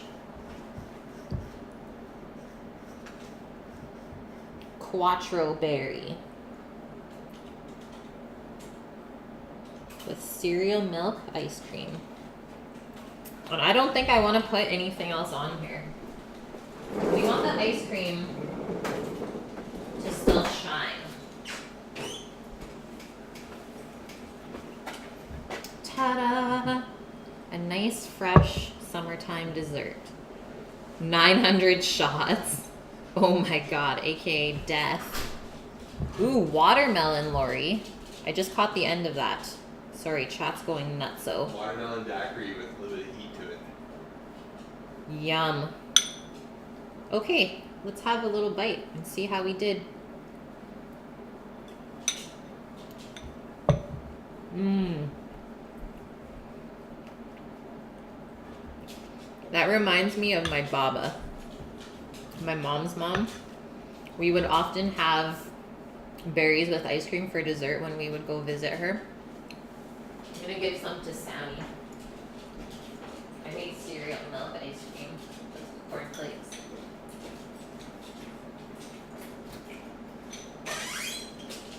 You're crazy. Sammy says I'm crazy, guys. And it's true. Raise your hand if you Crazy opened for your me. mouth. Greek salad. I love Greek salad. Okay, let's get our ribs out. And we're gonna plate up. We made it, guys. It looks poggers. Thanks, Albus. Just wait till you see these babies. And the sauce is so good to spoon over the rice, which is what is gonna happen. Let me just taste it to make sure it's not too salty. But I think the ribs would need maybe a half an hour more. So the 3 hours like it called for. Can't rush this shit, guys.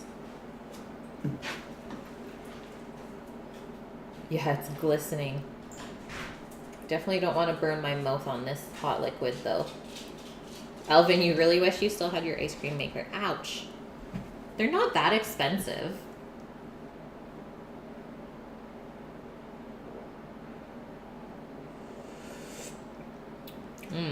Perfect, sweet and salty. So ribs are a little bit under. Not even gonna lie to you guys. I kind of knew that would be the case, but we did the best we could. I think that's all that matters. Yeah, 4 hours. 3 might not even be enough, especially with that low of temp.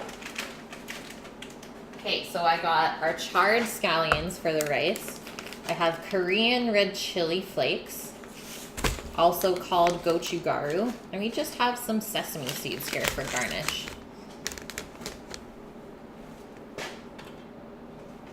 So there's our rice. She's all fluffed up, not sticky.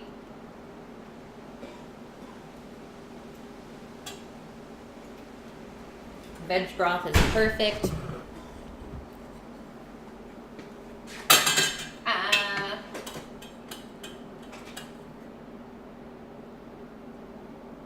Just gonna make a bed of this rice, I think.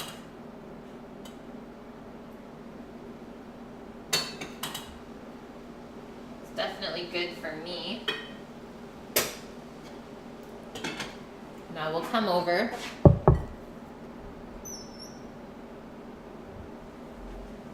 It keeps getting tastier. Little handful of our charred scallions.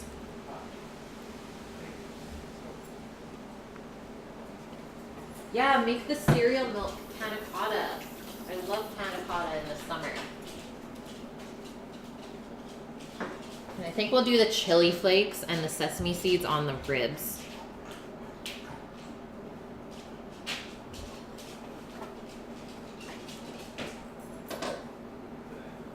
Come on, Toms. Come over here. Now we'll top with our greens and veg. Maybe we'll just put it on the side, actually.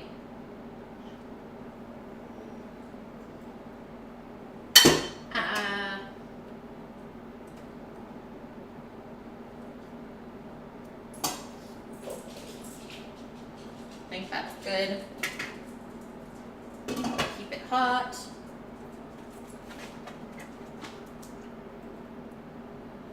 Oh, actually the ribs are not too bad. They definitely could be worse,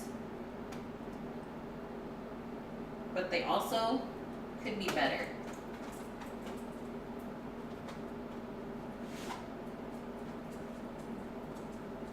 I don't know how I really want to plate this.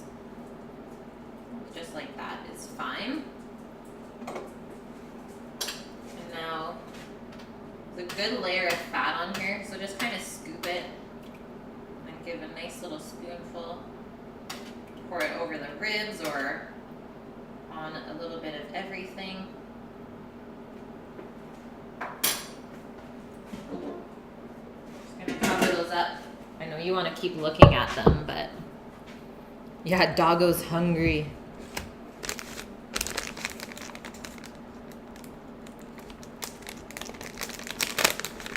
Yeah, scientific reasons is why we need these ribs. So let's get in here. Garnish with your sesame on the ribs. I think a little spoonful of kimchi would be great in here as well. Yeah, Pashi! Hey, Pashi! How are you? Posh, what are you doing? She's like, I'm sniffing.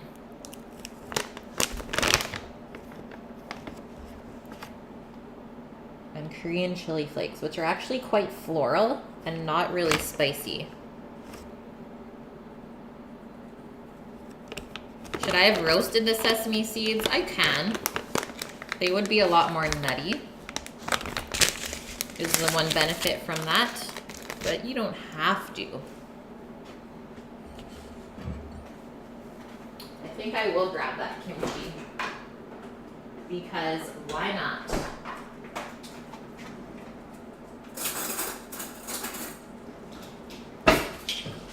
We definitely made a mess today. The This is a fact, guys. Yeah, there's our stenchy kimchi. That's what we want. And this stuff's pretty spicy. I'm not gonna put too much in there.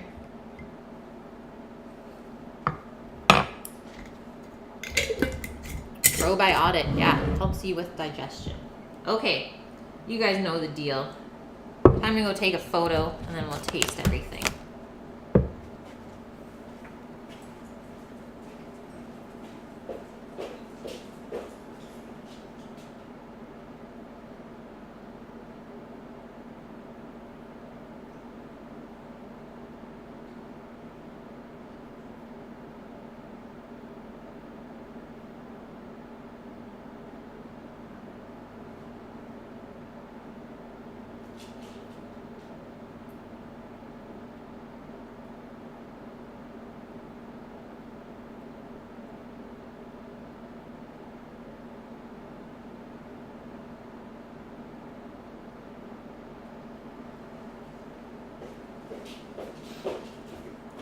We'll do the ribs last just because I'm going to eat them with my hands.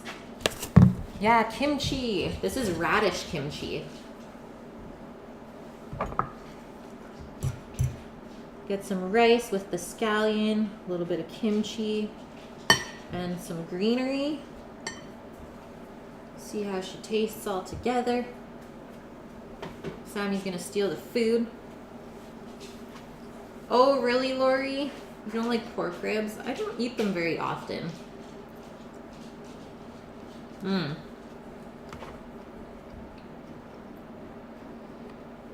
get that char flavor from the scallions right away. It's so nice. Really brings that earthy aspect. Well, at least you think it looks good, Lori. And it's totally fair that you don't eat pork ribs. A lot of people don't eat pork anymore. And I totally understand why. Yeah, Sammy's the Hamburglar. Albus, thanks for the biddies. Okay, let's get into our ribs. So they're actually not that bad. Because look, still picking them off the bone. Like definitely, like I said, they could be worse, but they could be a little bit better. I think if we didn't have to bump them up halfway through, would have been a little bit better, but we'll suck it up.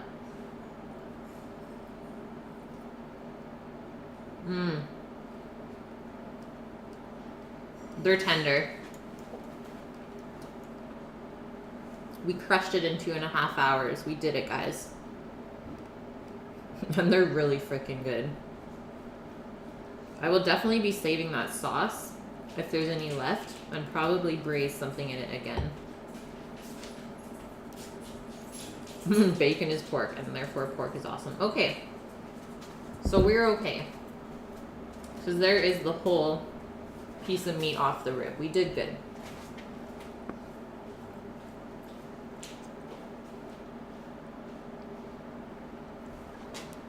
Exactly like I remember them tasting. They're sweet, they're salty, a little bit of sour from the balsamic vinegar that we put in. And the ginger and garlic is really mellowed out. Kind of just got this like roasted flavor in there. And you don't really notice the sesame or the chili flakes. But I just think it looks good. And it will pair really nicely with the rest of the Asian meal. Yeah, you've been watching for almost 4 hours now, Jim. Sorry about that.